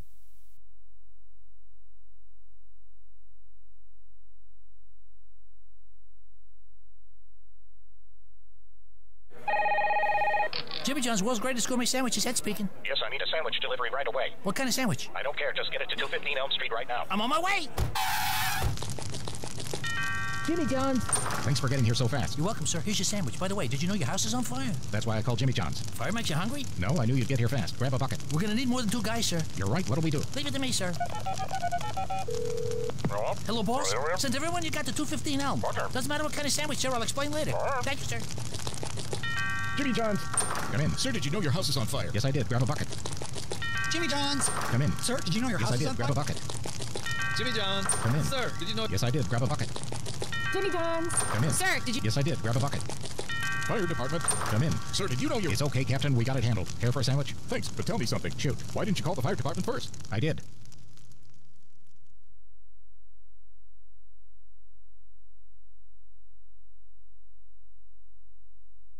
It's the perfect sports bar because it's not just a sports bar.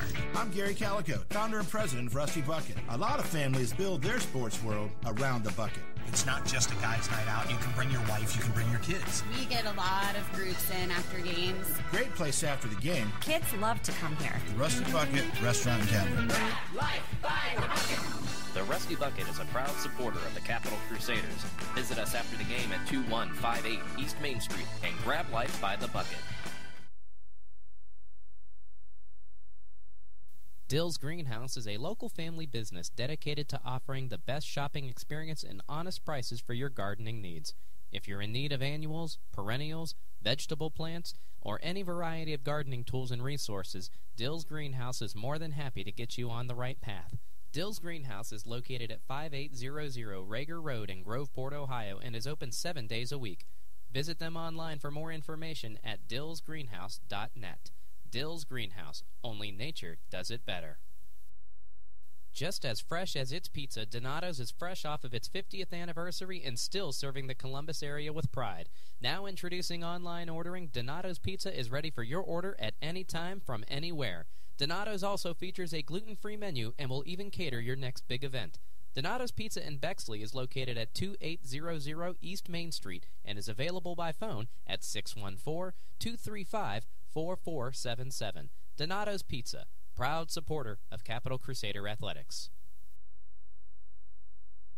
OSU Sports Medicine is a proud supporter of Crusader student athletes by providing sports health services for Capital University Athletics and student health services. Through the work and care of team physicians and athletic trainers, it's the team behind your team. For all fans, if you're looking to improve your physical performance, recover from an injury, or stay active for a lifetime, the experts at Ohio State Sports Medicine are there for you. Visit sportsmedicine.osu.edu. This is a message for all those MBA seekers out there. For the junior exec who'd rather be senior. For the VP yearning to be CEO. And for everyone who'd call their job not just a profession, but a passion. Capital University's MBA program was built exclusively for professionals, experienced faculty, flexible schedules, and classmates you'll soon consider colleagues. Learn more at capital.edu/MBA. The Capital University MBA, for those driven to do more. Welcome into the Rusty Bucket halftime show. At the half, Capital trailing John Carroll 50-38. Before we delve into the halftime stats, let's go ahead and get you updated with some scores around the Ohio Athletic Conference. This OAC scoreboard update brought to you by Jersey Mike's Subs and Sandwiches. They're at the half at Muskingum. The Muskies leading Heidelberg in that one 52-43. And boy, a tight ball game between Mount Union and Otterbein. The Purple Raiders and the Cardinals are tied at 32 as they get set to begin the second half at Mount Union. Coming up later today, in fact, in about less than 10 minutes or so, John Carroll, or Ohio Northern, I should say, will be playing host to Marietta. Wilmington, meanwhile, will be on the road. They will be at Baldwin-Wallace. Whole bunch of women's games will get set to play here momentarily. Capital, they're on the road. They're at John Carroll today. That game is scheduled for a 3 o'clock start, as is Mount Union at Otterbein, Marietta playing host to Ohio Northern, Muskingum at Heidelberg, and Wilmington hosting Baldwin-Wallace. While we're talking basketball, let's get you some scores from the Division I levels. A game that has already gone final. 18th ranked Butler coming off of a huge upset win over number 1 Villanova. They keep on winning. They defeat unranked Georgetown 85-76 today. They're at the half at Providence, and Providence is trailing 10th ranked Creighton 39-33 in that one. 7th ranked West Virginia leading Texas Christian 71-65 with 3:54 left to play in the second half. 25 seconds away from halftime at Cameron Indoor Stadium, 8th ranked Duke, who is without Mike Krzyzewski, by the way, who is recovering from back surgery. They lead Boston College 53-32. 12th ranked Florida State leading 21st ranked Virginia Tech 36-29 with 3:10 left to play in the first half. 9th ranked Louisville with a 21-10 advantage over Georgia Tech with 5:28 to play in the first half at Georgia Tech. And finally, 16th ranked Xavier trailing St. John's 18-13 with 11:36 left to play in the first half of that ball game. Jimmy, this was something that I was talking about on Wednesday night. A long winning streak came to an end on Thursday night when the Blue Jackets lost to Washington the other night. And, you know, it was amazing. While I was getting ready for my game, I like to look at the dispatch. It's really cool how the fans around here in Columbus and in Central Ohio as a whole has really taken to this team. Business downtown has seen an uptick. I know it was very disappointing to see them fall the way they did to the Capitals the other night, but still, to have a team that has the best record in the NHL, the most points in the NHL, that's something to look forward to this winter. Yeah, I work at the mall too, and I've seen a lot more people wearing Blue Jackets stuff just in public. I mean, not like we were in hiding or anything like that, but it's just a lot more fans wearing a Blue Jackets hat. Blue Jackets, like winter hats, scarves. I've seen a lot of the hoodies as well, and then jerseys itself. So even looking out in the crowd, there's a gentleman wearing a Blue Jackets hoodie right there in the front row across the stadium from us. So it is cool to see that presence. If you try to go get some tickets to the hockey games, you'll notice that they are not cheap anymore, which is usually the sign that your hockey team's playing well. So it's really exciting. I'm actually going to the game next week, next Thursday against, I don't remember, I think it's Ottawa or Carolina. I really don't care.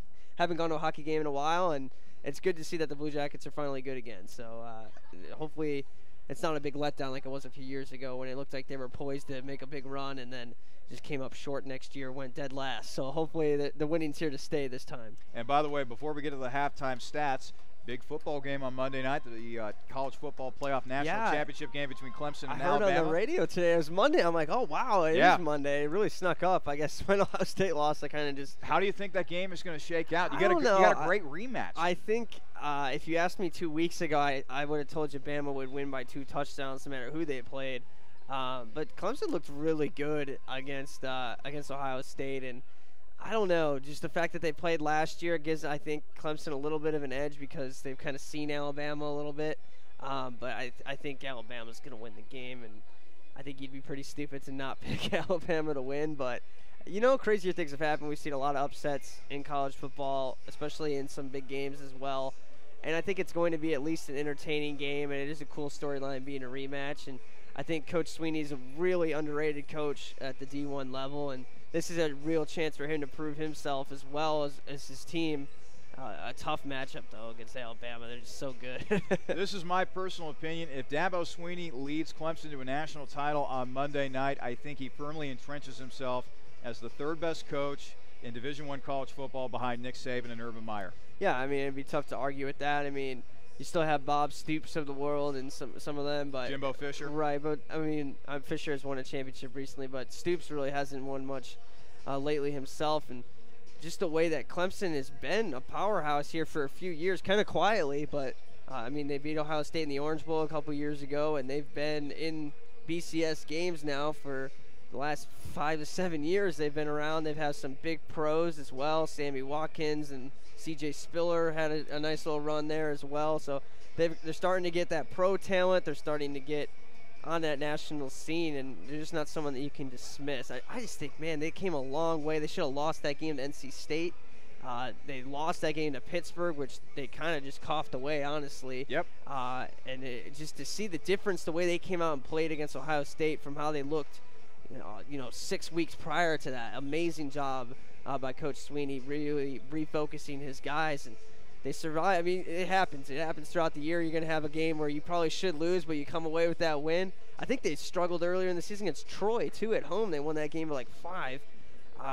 You're going to have those bumps along the road, and they obviously straightened everything out, and it's cool to see the rematch. I don't mind seeing the same teams. I know some people would complain that it's the same teams every year. Well, I would have rather have seen Ohio State than Clemson. Too, let's be honest here. That's fair. I mean, I'm being here in Columbus, but just as a fan, I don't really mind that it's the same teams. I don't mind that Alabama's there every year. It kind of gives you that team to root against every year. So yep. I don't know. It'll be interesting on Monday. I'll definitely be watching. I didn't really watch last year's. I didn't really care too much about last year's, but this year I found myself a lot more intrigued by the matchup. Let's now take a look at the halftime stats of our game, brought to you by Plink's Cafe and Pizzeria. Capital trailing John Carroll 50-38 as both teams have come out of the locker room. First for John Carroll, leading scorer for the Blue Streaks, John Cirillo. He had 14 points and 5 rebounds, all of the offensive variety, by the way. 5 of 8 shooting, 2 of 3 from three-point range, and 2 of 4 from the foul line.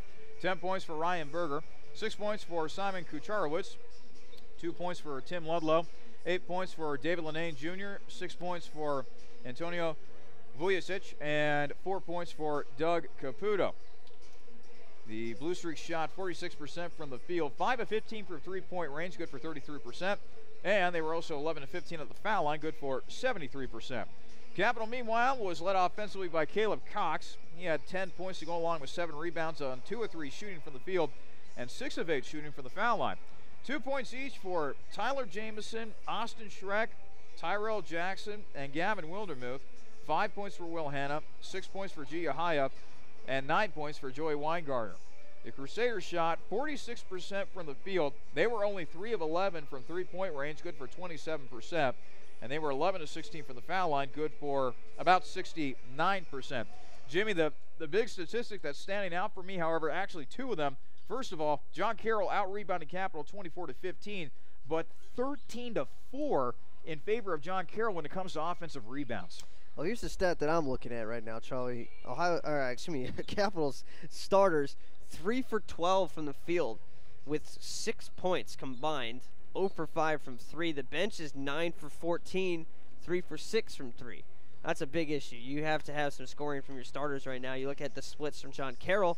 I had mentioned that it seems like the starters have been doing way better, but Cirillo has kind of evened that off the bench with his his 14, and then a couple of other contributors. The starters for John Carroll are 9 for 16 from the field. Their bench is 8 for 21. So there's a little bit of a drop-off, but not too much of one. Capital, meanwhile, we talked about how they had some kind of lack of depth, and now they don't. The problem is the starters right now are just not playing well at all. Nate Boone hasn't even got a shot off, and the rest of the starters haven't taken more than 3, and they've made 3 combined shots between Jamison with 1, Schreck with 1, and Jackson with 1. That's it. So we'll just have to see what Capital has to do here defensively. They also got to improve upon the boards, Jimmy. I have to believe that if Capital wants to have a chance of winning this ball game, they got to do a better job of boxing out, because guys like Cirillo have just been killing them on the boards today. Yeah, and Caleb Cops has all the rebounds right now. He's got 7 of the 15. He has 3 of their 4 offensive rebounds as well, and no other player on Capital has more than 2 rebounds. If you look at the starters, they have 2 total rebounds, period. Austin Schreck and Dan Auble each have 1 rebound, and that is it. They're getting nothing out of their starting 5 right now, and it looks like Coach is making a change to who he has out there as well. He's not coming out of the half with his starters. Right now it's Wildermuth, Cox, Schreck, Weingartner, and Auble. So Auble and Schreck, the only 2 starters that'll actually be starting the second half. I'm not really surprised to see that, Charlie. So let's begin action in the second half. John Carroll with a 50-38 lead, but Capital's been doing a nice job of shooting the ball. Offense hasn't been the problem for the Crusaders. It's been rebounding and getting key defensive stops. Wildermuth will get it into Schreck. Schreck had to pluck that one out of the air with one hand. Auble will now calm things down around midcourt. Dribbling to his left, now gets it over to Wildermuth. Wildermuth over to Cox. Cox will pass it over to Weingartner. 13 on the shot clock. Joey swings it over to Wildermuth. Wildermuth with a ball fake. Tries to go on the inside. Cox jumper, and Cox knocks it down from 10 feet. The lead is now cut to 10 in favor of John Carroll, 50-40. About half a minute into the second half here at the Capitol Center. I think Caleb Cox has earned himself some more playing time moving forward, Charlie. I would agree with you on that. And the layup is missed by Papich. And let's see here. Looks like a foul is going to be called on the inside against Capital. It's Cox's second. So Papich will head to the free throw line. Papich, a junior out of Indianola, Pennsylvania. Attended Fox Chapel High School. First free throw is good. So that puts the John Carroll lead back up to 11. Winner of this game, for all intents and purposes, will have sole possession of 3rd place within the OAC standings, but still a lot of basketball left to be played. A miss at the free throw line, and Wildermuth grabs the rebound for Capital. Auble bounces it over to Schreck. Schreck top of the arc. He hands off to Auble. Auble over to Schreck. They go inside. Cox off the glass and in. The standout game for Caleb Cox continues. The lead is now 9, 51-42 in favor of John Carroll. John Carroll dribbling the basketball around. Papich will go inside, out of bounds, but it will stay with John Carroll. 17 seconds remain on the shot clock. Cox has got to be nearing his career high here at Capital, I would imagine, Jimmy. Yeah, I just checked. His career high is actually 6 points, so smashed that a while back. Yep. 14.7 rebounds for Capital. Lenane misses the three-pointer. Schreck will now feed it ahead to Wildermuth. Wildermuth will drive ahead. Wild shot, but the putback is good for Dan Auble, of all people. I mean, Auble's a generous 5'5", and somehow he was able to come down with the ball between the trees. Kucharowicz, meanwhile, makes a layup of his own. John Carroll, 53. Capital, 44. Abel will feed it ahead to Weingartner. Weingartner across the timeline. Long jumper for Joey. That is good. It's only a two-pointer, but clearly that jumper has been brought today by Weingartner. It's now tipped out of bounds by Cox as he was denying the entry pass to Kucharowicz. And now the second line for John Carroll will be coming in. Kind of like coach in the first half on our side, sending an early message to the starters. So now inbounding the ball for John Carroll will be Bedard. Bedard along the baseline will get it into Cirillo, who had a fantastic first half. Yeah, he's the guy they need to shut down in this unit right now. Bedard gets it over to Shurin.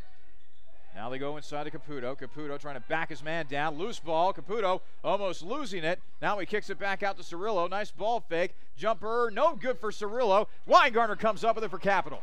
Cross half court. Joey down the lane. It's now off a player's foot. They're going to give it to Capital as it went off the foot of Cirillo. It looks like a pretty easy call from up here. I'm not sure what kind of angles the officials had. They got it right, though.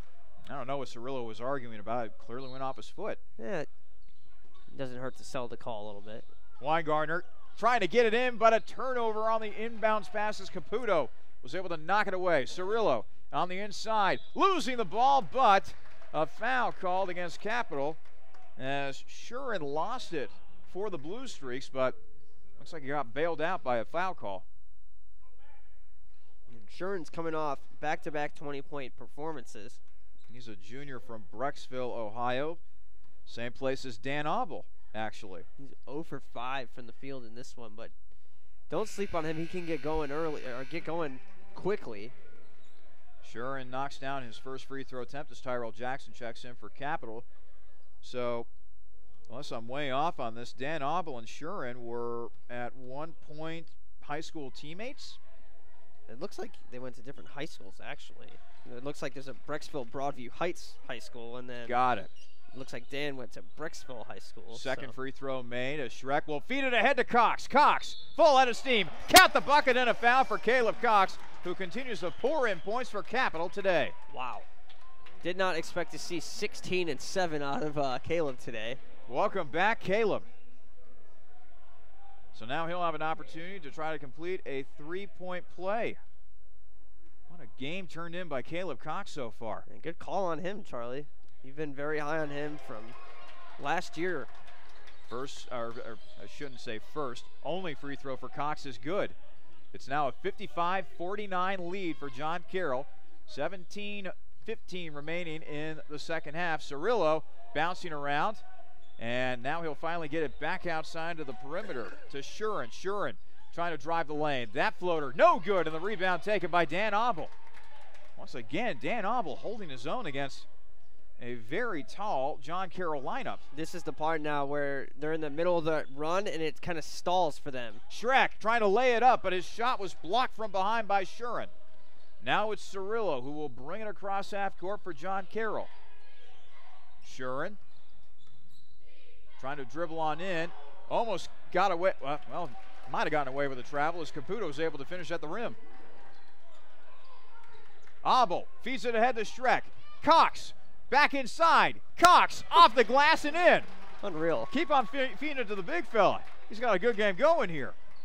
57-51. John Carroll lead. Cut back to 6. Three-pointer on the way for Shurin, and he knocks it down from the left wing. It was deep. Abel now trying to get it in for Capital. He'll bounce it over to Schreck. The lead is back to 9 for John Carroll, who is shooting. Abel now out towards mid. Gets it over to Jackson. Tyrell needs to get it going here. Three-pointer, no good. And now a moving screen will be called against Schreck. And just as I said a minute ago, Charlie, and you said in the first half, Capital seems to get it down to 6 points, 5 points, and then it stalls out. And that's exactly what happened again. We're back up to 9, and the run and the momentum from it have kind of just sputtered out right now. The starters, Ludlow, Papich, Lene, Kucharowicz, and Berger back in for John Carroll. Will Hanna's also checked in for Capital. Need to get a run going and sustain that run, get this back to a one-possession game at least. I was going to say, where's that Muskingum magic? Lenane, jumper. That is no good. And the rebound taken by Cox, who is playing like a madman out there. And Lenane is cold right now, Charlie. He's not going to stay cold the rest of this game. This is the time to attack. Hannah to Cox. Jumper. Why not? Cox knocks it down. 21 points for Caleb Cox, and now a timeout. 7 of 8 shooting, too. Holy cow. Let's take a timeout. 15-20 remaining in the second half. It's John Carroll 60, Capital 53 here on your home for Crusaders men's basketball, the Capital Sports Network. It's the perfect sports bar because it's not just a sports bar. I'm Gary Calico, founder and president of Rusty Bucket. A lot of families build their sports world around the bucket. It's not just a guy's night out. You can bring your wife, you can bring your kids. We get a lot of groups in after games. Great place after the game. Kids love to come here. The Rusty Bucket Restaurant and Tavern. The Rusty Bucket is a proud supporter of the Capital Crusaders. Visit us after the game at 2158 East Main Street and grab life by the bucket. 15-20 remaining in the second half. John Carroll possessing a 60-53 lead over Capital. For Capital, it has been the Caleb Cox show today. 21 points on 7 of 8 shooting from the field. He's also 7 of 9 from the foul line, and he's also grabbed 8 rebounds. Boy, Jimmy, where would Capital be without Caleb Cox today? It's tough to say. 21 points, like you just said. I don't think they were even counting on 5 from Caleb today. If he got 5, great. Given he played 7 minutes, and this is just his second game back, he played 7 minutes in his first game back, I could not have seen this coming from Caleb Cox, but he's going to be out there often now for the rest of this game. And John Carroll kind of needs to switch it up now and start maybe focusing on Caleb, which could open up some outside shots for the Weingartners and the Jacksons of the world. Lenane will bring it up for John Carroll. He'll now try to slash the lane. Wild shot, no good. Rebound taken by Tyrell Jackson. Jackson across half court, trying to get it over to Cox, but now it's a turnover. 2-on-1. Will had it back there defensively, and he was able to slow up Lenane. How about that? Now they go inside to Kucharowicz, but Jackson will be whistled for a reach-in foul for Capital. Not the worst foul, considering the mismatch there. Lenane will inbound it from the baseline momentarily for John Carroll, who leads Capital 60-53 with 14:56 remaining in the second half. Lenane feeds it inside to Kucharowicz. Kucharowicz loses the handle, and Jackson comes up with it for Capital. Jackson outside. Obel for 3. Dan not able to knock it down as it rims in and out. They feed it ahead to Kucharowicz. Kucharowicz gets hit. And he, very upset as he will head to the free throw line. He got fouled. A good foul by Hannah. Rather than have that guy jam it home with a two-handed slam, make him earn at the free-throw line.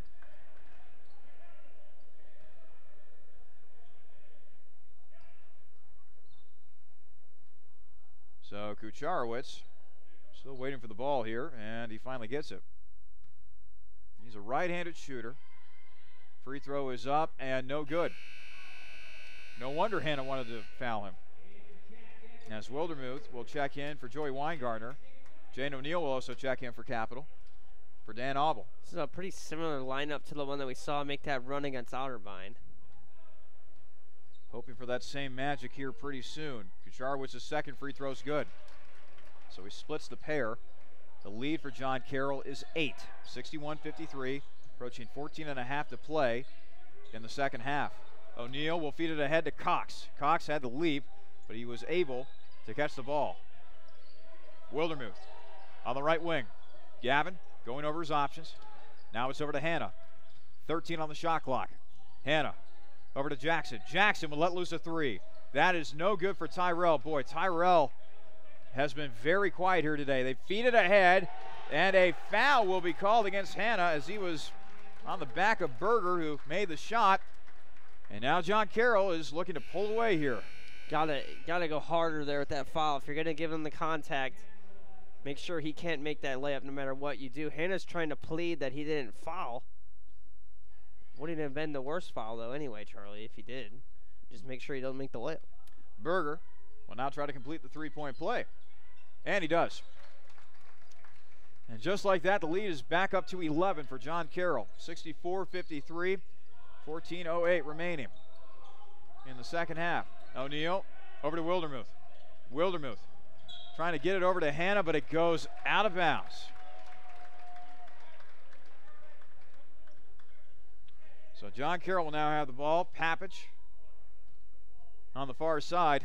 And boy, if Lenane or another member of the John Carroll offense makes another bucket here, Coach Goodwin might need to call a timeout here for Capital. Lenane trying to split the lane. Now it's back outside on the left wing to Berger. Berger trying to penetrate. Goes to the rim and scores. 66-53. Capital trailing by 13 against John Carroll. Hannah to Wildermuth. And this time Cox was cut off by Papich. Going inside is Will Hannah. Lead cut to 11. Under 13 and a half to play. Capital trailing John Carroll 66-55. And it'll go out of bounds. No, called a foul. Called a foul against Capital. I thought he stepped on the baseline. I thought so too. So now the vaunted second unit for John Carroll will come back in. They can't come back in yet because it's a 1-1. So actually, everyone but Lenane comes in, and then the shooter will be subbed out after the free throws. Lenane at the foul line. It's kind of bizarre. Lenane went and took a seat, and then he's like, oh, got to go shoot some free throws, I guess. Free throw is good for Lenane. Pretty automatic from the free throw line as well. One of the top guards in the OAC, David Lenane Jr., senior out of Euclid, Ohio. 70% on the year, but seems like he'd be a better shooter than that from the free throw line. I thought guards were supposed to be super at the foul line. Second free throw is good. Lenane will now take a seat. Coming in is Badar, the junior out of Chagrin Falls, Ohio. It's now 68-55 in favor of John Carroll. 13-18 remaining in the second half. Wildermuth, cross half court. Hannah. Inside to Schreck. Schreck. Bucket won't go, but Schreck was fouled, so now he'll head to the free throw line. It's the second foul of the half for John Carroll. Yes, that's been a big difference, I think, in the second half, Jimmy. Not a lot of fouls to go around for the Blue Streaks. They were basically neck and neck with Capital when it came to the foul situation, but right now Capital was 7 and John Carroll only with 2 this half. Ooh. And Schreck, oh boy. It's almost an air ball. Barely grazed iron that time as he didn't put enough mustard on that one. So one more free throw upcoming here for Schreck. Things starting to slip away here for Capital. For much of the afternoon, they've been hanging tough with John Carroll. Now Schreck misses another free throw. Loose ball on the floor. Cox gets it. Cox trying to call a timeout or something. And now a jump ball is going to be called, and they're going to give it to John Carroll. Well, taking a look at the OAC scoreboard is all 5 games in action now. Muskegon looks like they're running away from Heidelberg, 78-64. 10 minutes left to go in that one. 7 minutes left to go, and Alliance, Mount Union ahead of Otterbein right now by 4, 60-56. Ohio Northern with an early jump on Marietta, 20-14, and Wilmington and Baldwin Wallace tied midway through the first half at 15. Cirillo blowing the layup. By the way, that Wilmington-Baldwin Wallace game between two teams that are trying to fight their way out of the cellar in the OAC standings. Jamison to Abel. Abel trying to penetrate. That pass was blocked by Cirillo, almost forcing a near steal. And now another foul is going to be called against Capital, this time against Will Hannah, as he was trying to reach back for the ball. The foul situation looking bleak here for Capital. That is now 8 on the Crusaders. So now John Carroll will be shooting free throws the rest of the way, which makes coming back in this game all the more daunting for the Crusaders. They're shooting 75% from the stripe today. 18 for 24, now 19 for 25. As Badar is able to knock it down for the Blue Streaks. Badar getting ready for his second free throw this go around, and it is up, and it is no good. Rebound taken by Will Hannah. By the way, quick score update for you. The women's team trailing John Carroll 22-12. 2:08 left to play in the first quarter. Wow. So all in all, this could be a very, very tough day for Capital basketball. 22 points in the first quarter. Exactly. So now Wildermuth. Let's see here. Foul called against John Carroll. Let's see here. Did they call against Kucharowicz? No, I don't think so.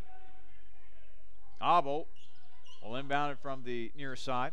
Three-pointer on the way for Joey, and Weingartner knocks it through. You know, I was looking up the most free throws that John Carroll's had in a game this year just to see where that 19 ranked. As Kucharowicz knocks it through, and he will have a chance for a three-point play after getting fouled as well. Could be 20 later now after this free throw coming. They've made the lowest amount of free throws they've made in a game this year is 13. Wow. And they've gone to the free throw line 20-plus times in every single game this season. Part of the reason that they're able to average so many points. Free throw missed by Kucharowicz. Well, when you're forcing the issue like John Carroll does up and down the floor, at some point one of their bodies is going to run into one of your bodies. That's pretty amazing, though. As the foul is going to be called against John Carroll, and Gavin Wildermuth will head to the free throw line. Just looking at Cap for a comparison, I mean, they've only been over 20 free throws twice this season. Their last game against Wilmington and then the game against Mount St. Joe's. And they haven't even come close to making 19. They made 16 in one of their games, and the next highest is 13. And that was when they shot 44% from the line to make those 13. Wildermuth, speaking of free throws, knocks down his first. Second on the way is no good for Gavin, and the rebound is taken by Shuren of John Carroll. Yeah, so basically the point being that if this is a game that is going to be decided by free throws, advantage largely in the favor of John Carroll. Three-pointer on the way, that's no good, and John Carroll almost had the ball. Weingartner throws it away, however, and Badar is able to easily pick off the pass for John Carroll. He was just trying to save that there. Don't really blame him for an inaccurate pass or anything. And now an offensive foul will be called against John Carroll. Ooh. And boy, oh boy, man. Despite his team having a big lead, Mike Moran nearly went off on one of the officials. That is a pretty rare call like that when the player doesn't go to the ground or anything to get an offensive foul. A little armbar action. Yeah, I don't think there needed to be a whistle, honestly. I don't think it could have gone either way there. Wildermuth. Shoot it. Oh. Over to Weingartner. 15-footer, no good. And the rebound taken by John Carroll. Badar quickly up the floor. Over to Viacek. Now it's inside to Kucharowicz. Back outside to Viacek. Viacek will go inside, off the glass, and in. And now a timeout's going to be taken by John Carroll. We'll step aside once again. 11:17 left to play in the second half. John Carroll 73, Capital 59. This is your home for Crusaders men's basketball. Actually, hold on a minute here. Another rolling timeout again. Interesting. This is the first time, I think, this season that we've had multiple rolling timeouts like this. Yeah, usually not near the end of the game. I was to say, usually you see this if there's like a late minute substitution, just to get some players off the bench kind of thing. So play actually resumes. Abel, cross half court, and he's going to be called for an offensive foul. Wow. Didn't even look like he was really possessing the basketball yet. Can anybody say makeup call? I'm just saying. Lenane will bring it across half court. They'll go inside, and an easy layup for Ryan Berger, who's quietly had a good game today. 15 points. Now a timeout will be taken by Capital, and I think this will be an actual timeout. 10:58 remaining in the second half. John Carroll 75, Capital 59. This is your home for Crusaders men's basketball, the Capital Sports Network. When looking for great food at low price, be sure to visit Peking Dynasty on the corner of Livingston and Sheridan, right near the Capital University campus. Peking Dynasty has a large selection of Chinese food and sushi, along with great-tasting chicken and beef selections that can please any appetite. In addition, Capital University students receive discounts with a valid ID any day of the week. That's Peking Dynasty on the corner of Livingston and Sheridan, right near the Capital campus, where we are proud to say, Go Cap! 10:58 remaining in the second half. John Carroll 75, Capital 59. While we have a moment, let's pass along some scores for you. 5:16 remain in the second half. Muskingum leading Heidelberg 88-75. Mount Union in a close game with Otterbein 62-61. 4:16 left to play in regulation in that one. Ohio Northern leading Marietta 20-14. 13:43 to play in the first half. And Baldwin Wallace leading Wilmington 26-23, 4:38 left to play in the first half of that game. Meanwhile, Capital women's basketball, they trail John Carroll 22-14 after the first quarter. Yeah, struggling right now. Just trying to go through the box score and see where the big difference is, and I can't really seem to find it other than just made shots. Right now, simply John Carroll shooting 47%, and Capital shooting 35%. They have the same amount of turnovers. Rebounding's pretty close, so just seems to be the matter of not making the shots. Meanwhile, back to our game. Auble to Cox. Auble over to Jackson. Jackson trying to get it into Cox, but Cox is guarded. Now they get it inside to Cox, and Cox will once again go to the free throw line. Well, the defense has certainly struggled for Capital against this high-flying John Carroll offense, but if there is one big bright spot to take away from this game today, it has been the play of Caleb Cox. He has been aggressive. He's been getting to the foul line, and boy, oh boy, he's going to be a real asset for Capital in the post going forward, Jimmy. Yeah, hopefully they can figure out what's going on with Tyler Jamison today, because he does not look like how he's looked. Jamison, 2 points and no rebounds as well. And defensively, too, he's seen lost his aggressiveness, and we've seen him blocking shots usually, or at least altering shots, but we haven't seen really any of that down low. And the rebounding, like you said, he's kind of getting bullied down low right now. Cox's second free throw is good. 75-61 in favor of John Carroll. Approaching 10.5 to play in our second half. Ludlow dribbling to his right, being guarded by Jackson. Ludlow will now pass off to Papich. Papich to Linane. 16 on the shot clock. Linane, little spin move. Now back out to Ludlow. Now it goes back inside. Ludlow back outside to Linane. 6 on the shot clock. Linane, drop pass. Ludlow not able to get the shot to go, but he was fouled on the play, so now he will head to the free throw line. I mean, just looking at John Carroll offensively, Jimmy, it's like this team is a blur. There's constant movement. There's constant screening. Obviously, it helps when you have a point guard like Linane who's able to see the whole floor so clearly, but man, they're able to thread the needle on a lot of these passes as Ludlow misses his first free throw. And we've seen an exceptional ball movement at times, too, making extra passes, making 2 or 3 extra passes in the same sequence, setting up an easy layup or an easy three-point shot. So now Ludlow with his second free throw upcoming, and he misses both. And Caleb Cox, meanwhile, grabs another rebound. His total is now up to 9. One more rebound, and he's got a double-double on the afternoon. And the 9 rebounds is also a career high. He had a previous high of 7. And probably his first career double-double upcoming here. Absolutely. Auble missing the layup for Capital, and the rebound taken by Kucharowicz.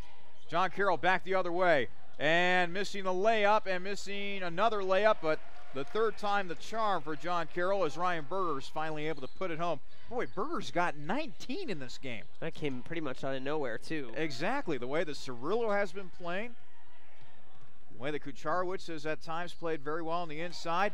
This time, a made shot for Capital, this time by Will Hanna. Cirillo has actually been blanked in this half. Berger had 10 in the first. He has 7 in the second. 9:18 remaining in regulation. John Carroll with a 77-63 lead over Capital. Berger back out to Linane. 10 on the shot clock. Linane dribbling to his left. Back outside. Linane gets it back. Got hit. No call. Rebound taken by Cox. And that is his first double-double of his Capital career. Weingartner for 3. That's good for Joey. Whew. He's really lighting it up lately, Charlie. Actually, they listed that as a 2-pointer.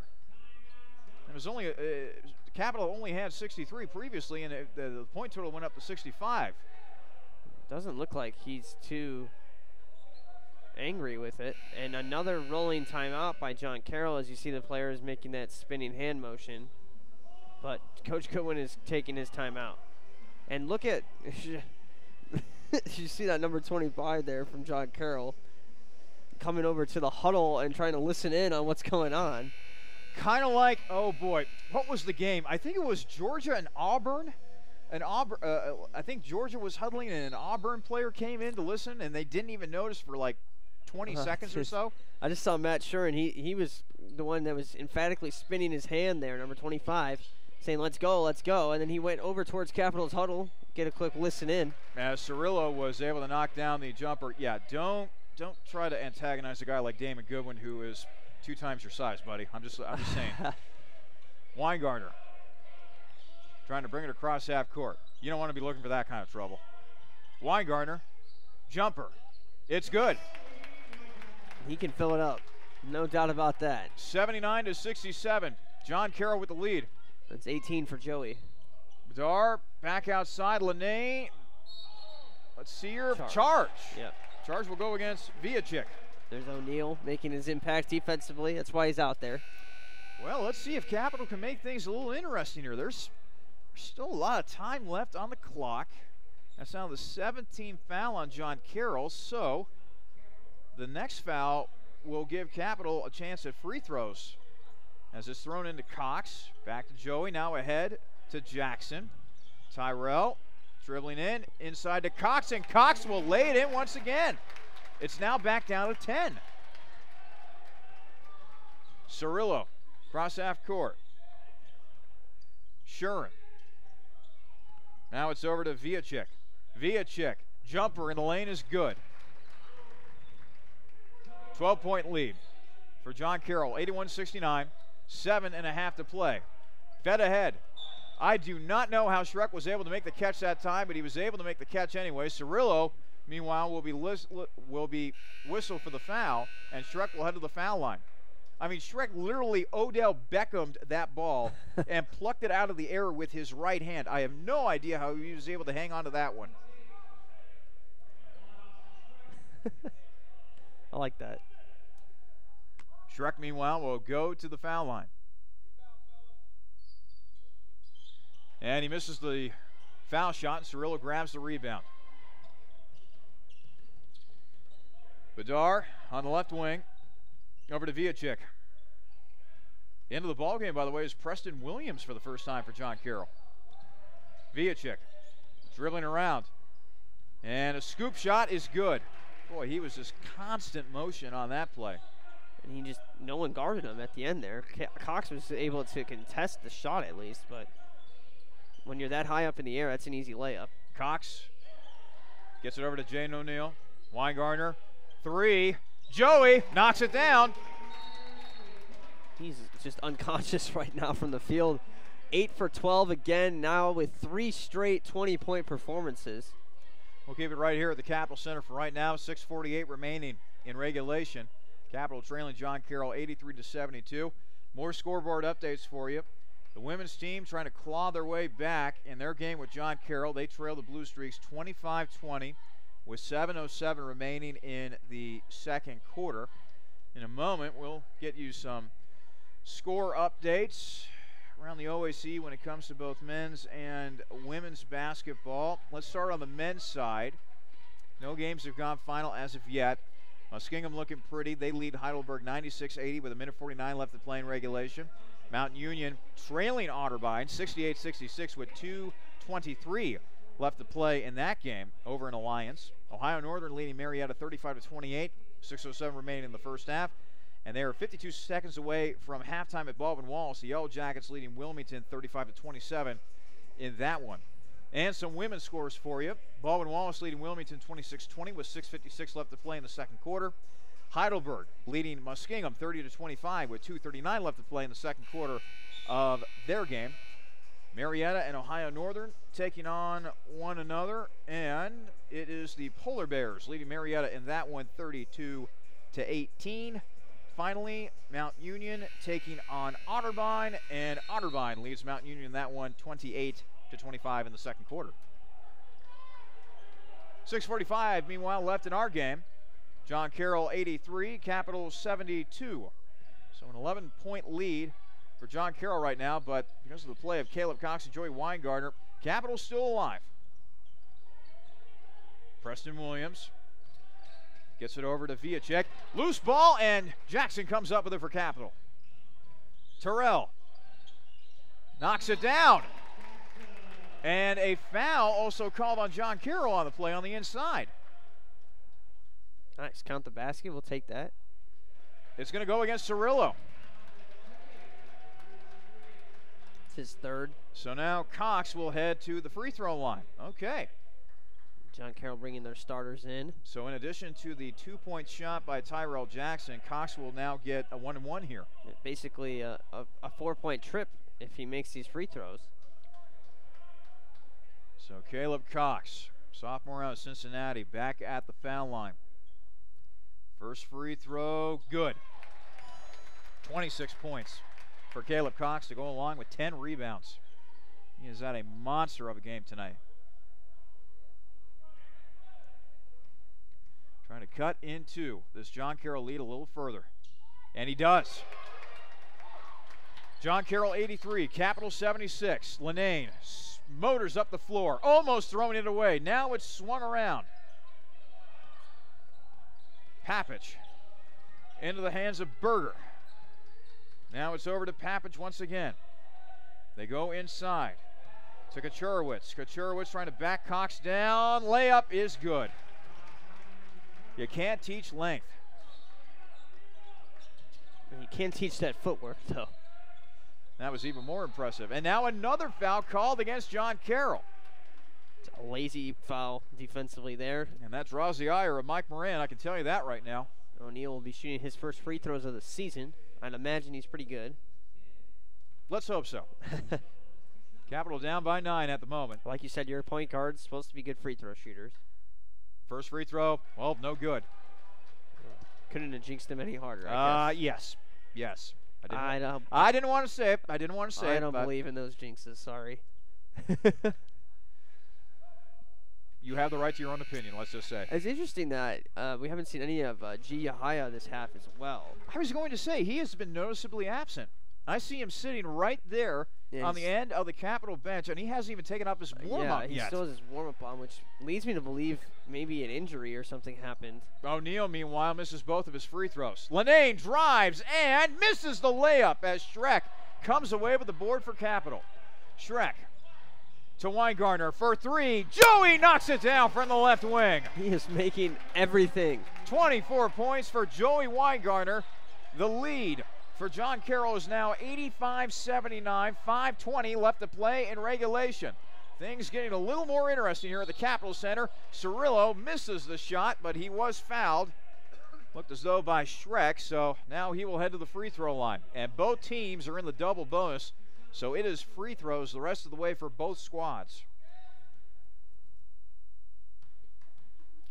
First free throw on the way for Cirillo is good. Bench has 69 points right now, Charlie, and they've missed a combined total of 7 shots in this game. Wait, say that number for me again? 69 points of the 79 points from the bench. Wow. And they've missed 7 shots total this game. I don't have the numbers in front of me, but boy, that has to be way up there in terms of bench points in a given men's basketball game for Capital. Cirillo knocks down his second free throw. They've missed 7 shots. I can't get over that. Are you kidding me? So 8-point lead for John Carroll. Boy, again, we talked about how where Capital would be without Caleb Cox. Where would Capital be without its bench today? That's the better question. Holy cow. So now they go over to Abel.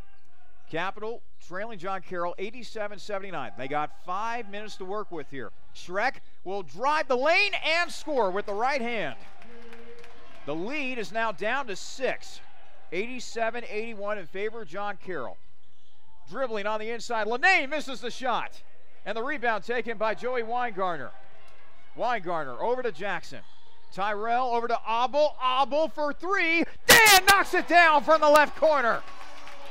Capital now only trails by 3. 4.5 to play in regulation. John Carroll 87.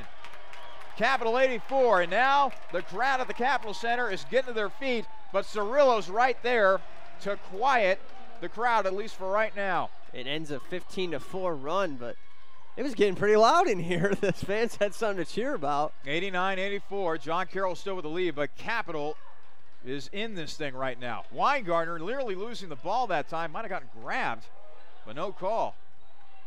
11 on the shot clock. Abel to Jackson. Jackson over to Abel. 5 on the shot clock. Dan's got to go. Tyrell, baseline. Tyrell. Bucket didn't go, but he was fouled. So he'll head to the free throw line. This is the game we were expecting now. Yes, yes. And the way things are going offensively for both teams, I wouldn't be surprised if we hit triple digits today here in Bexley. So meanwhile, Tyrell Jackson will head to the free throw line. How about this, Charlie, after this free throw here? Free throw for Jackson's good. Corey Howard from Otterbein hits a game-tying three-pointer at the buzzer. They're going to overtime. Oh, boy. In Alliance. Oh, boy. Literally 1 second left. I don't think a lot of people were expecting that. I really don't. I wonder where the shot was from, too, because it doesn't say, how many feet. Maybe it was a half-court prayer or something. But he made it at the buzzer, and they're going to overtime in Alliance. Shurin and Caputo check in. By the way, something to keep an eye on here. Cirillo's out of the lineup for John Carroll as Jackson makes his second free throw. He has been a pain in the side of Capital today, especially on the boards. He's got 4 fouls, so that's why you see him on the bench right now. Viacek over to Bedar. Back to Viacek. And Viacek's going to be whistled for a traveling violation. So now Capital potentially could tie the ball game here with a 3. Just get your best shot. Don't focus on getting a 3 here. Still so much time left in this game. John Carroll 89, Capital 86, 3:33 left to play in regulation. Capital has clawed its way back. They have been a second half team all season long. It's what's allowed them to get off to this impressive start during the 2016-2017 campaign. And they trailed by 16 8 minutes ago. Abel out towards midcourt. 8 on the shot clock. Dan's got to go here. Dan dribbling, loses the ball as he was trying to get it to Schreck. A turnover and a missed layup on the other end as Jackson grabs the rebound for Capital. It's still a 3-point lead for John Carroll, 89-86. Jackson inside, Cox misses the layup, misses another one, and the rebound is taken by Caputo. Oh, mercy. 2 point-blank shots for Cox, and he couldn't make either one of them. And now a timeout is going to be taken on the floor. Give us some time to catch our breaths. 2:45 remaining in the second half. John Carroll 89, Capital 86. This is your home for Crusaders men's. Nope. Rolling timeout. It's another rolling timeout. Shoot, man, John Carroll has got me on that like 4 or 5 times today. I swear. And Capital is taking their sweet time over here.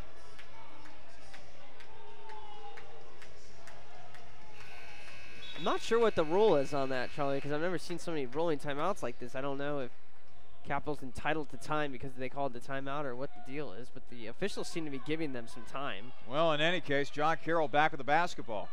2:40 left to play in regulation. John Carroll 89, Capital 86, and Lenane got bumped. Misses the shot, but he'll head to the free throw line, and if there is any player in the OAC that is almost guaranteed to make his foul shots, it's this guy right here. Again, though, 70% on the season. And he is 3 for 3 today, though, and might be just a small sample. Misses the free throw. I think you were trying to set up that jinx. Exactly. Hey, anything that helped the team. I can't believe he's only a 70% free throw shooter. With his form, he should be a lot better. Yeah. And he was certainly a lot better on that second free throw. Split the pair. So a 2-possession game here, 90-86. John Carroll with the lead. 2.5 to play in regulation. Abel brings the ball up the court for Capital. Tyrell Jackson has had a quiet day offensively. They go inside. Cox gets fouled. He got fouled by Kucharowicz, and Kucharowicz, he's arguing that he blocked it. What does this tell you, man? You go back to even before this game, and you would tell me that Capital's doing everything they can to get Caleb Cox positioned down low against John Carroll here at home in the final minutes. Basketball can be a funny game sometimes. Meanwhile, Cox and Weingartner, they've been the dynamic duo, so to speak. Cox with 27, Weingartner with 24. They're 17 for 24 from the field. Weingartner 4 for 6 from 3. Geez, I wish I could compute fast like that. Cox with his first free throw is good. I really do. Meanwhile, coming in for John Carroll is Ryan Berger. They're also 14 for 16 from the free throw line too. Capital's most of that's Cox, 12 for 14. Yeah, Capital's been getting it done here from the free throw. Ah, shoot, I just jinxed him. Second free throw missed. God, I knew I should have shut my trap. Play some D. Lenane back with the ball. 90-87. Lenane will jack up a 3 and knock it down. And a timeout's going to be taken by Capital. And let's see, another rolling timeout I think is going to be taken here by John Carroll.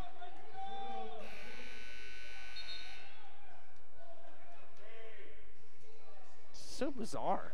So Caputo will come back in. They're just calling timeouts to get subs in when they don't really need to even call a timeout. Yeah, I mean, what's the point? If you want a sub, just send a sub in. Right, once the ball is in the basket, you can sub. I mean, I don't want to nitpick here with John Carroll, but this is getting annoying at this point. Yeah, I'm not sure. Meanwhile, Capital needs points here in the worst way. I'm definitely going to do some research on this rule, though. 93-87 in favor of John Carroll. 2 minutes to go. Does Capital have one more push in them? Abel to Jackson. Jackson on the left wing. Over to Schreck. Schreck dribbling in, and Schreck loses the ball. Boy, there was a lot of contact on that play, but no call whatsoever.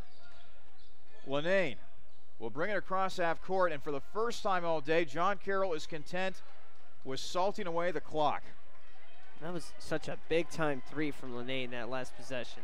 12 seconds remain on the shot clock. Now it's down to 8. Lenane trying to go. Step back three. Knocks it down. And that, my friends, is the dagger. Minute 15 remaining in regulation. Capital trailing John Carroll 96-87. Dan Abel has it poked away from Lenane. Abel finally gets it over to Cox. Cox goes down. And it will be a turnover for Capital. It didn't get across the timeline in time.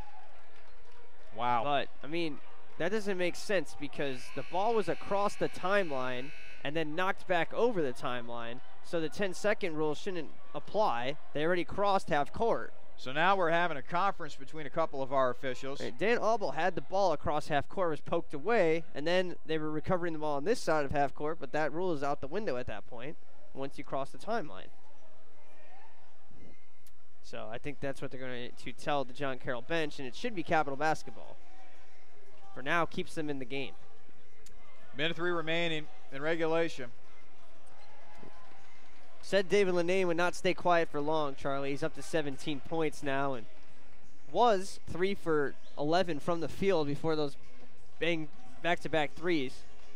Big-time players make big-time plays. Yeah, absolutely. And that's what Lenane has been doing here for John Carroll as of late. And he will certainly be in the Conference Player of the Year conversation. Obviously, you betcha. He's definitely not near the top right now, I would say, but certainly in the conversation. And if he continues to play like he's played the last 3 or 4 games here and John Carroll makes a nice run, don't be surprised to hear his name at least on the first OAC or first team OAC. Meanwhile, a minute remaining. Jackson, God, he's got to get a shot up here.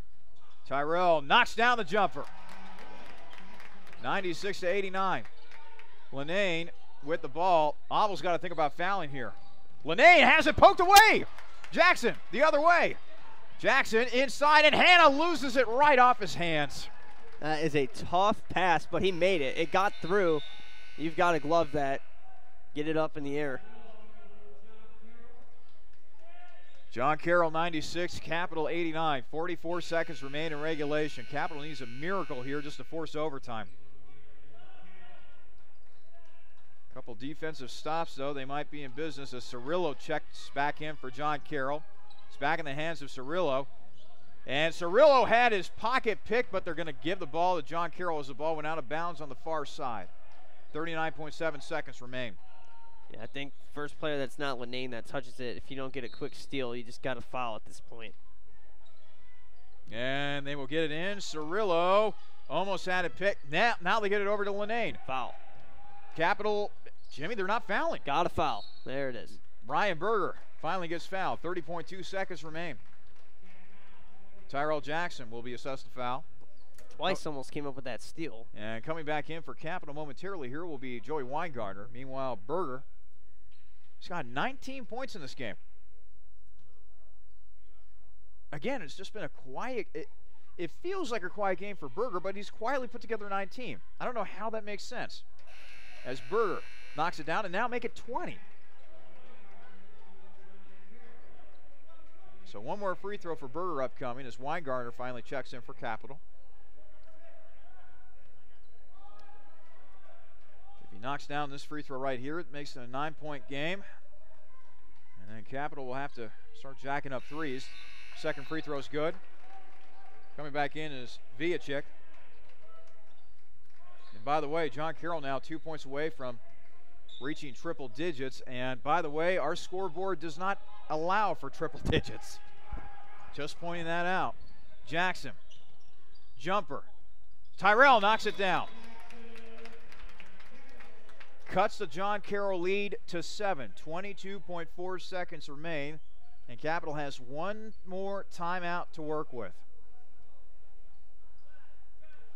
Shot clock's been turned off. Possession arrow favors Capital at the moment. Friendly reminder at the end of our game, Peking Dynasty postgame show. We'll examine the stats. We'll have a brief chat with head coach Damon Goodwin. And one more look at scores around the OAC and much more. Again, the Peking Dynasty postgame show coming up at the conclusion of our game today. Otterbein 82, Mount Union 77. 28 seconds to go. That would be a pretty big upset in the OAC today. And meanwhile, the women's team for Capital, they trail John Carroll 35-34. They are just about to start the second half at John Carroll in that game. So relatively nice recovery for the women's team, who was down a little bit to start that game, Jimmy. Yeah, I mean, they're battling now. Like you just said, they're at half. Pretty close game. Emily Ondo playing really well right now, 10 points. She's been someone I've been pretty high on this year. Just looks like she's got it going offensively for them. And really, they're searching for answers. Reagan Stonerock had a gigantic game last time. She's 0 for 6 today. So it just kind of speaks to that inconsistency again. Hopefully they can squeak out that win. John Carroll is only 1-4 as well in conference play. So talked about how Baldwin Wallace and Wilmington are battling on the men's side to get out of that cellar. That's the same matchup here with Capital on the women's side. Would be a good win for them. Cirillo gets it into Caputo. And now a foul will be called against Capital. 19.2 seconds remain. Weingartner will be assessed the foul as Ryan Berger will once again head to the free throw line. Capital down by 7. Capital hoping that John Carroll will miss some free throws here. Capital can quickly get it back, get a quick shot off, and just try to prolong this game as long as they can. First free throw is good for Berger. That gives John Carroll 99 points.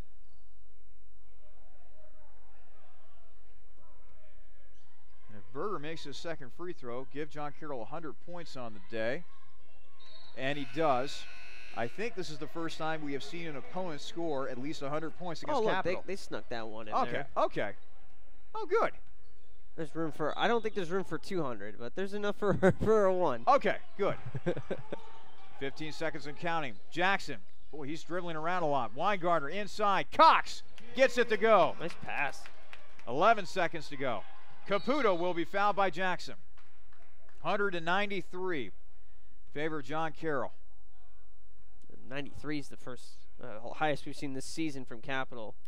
Capital has done a nice job shooting the ball. 59% from the field, and not too bad from three-point range either. 7-17, good for 41%. Problem is, John Carroll, let's face it, they're an offensive machine. Caputo's first free throw is good. And the 93 matches a total of 93 against Blackburn they had November 20th of last year. Second free throw on the way for Caputo. I don't believe that game was played here in the Cap Center. Second free throw, good for Caputo.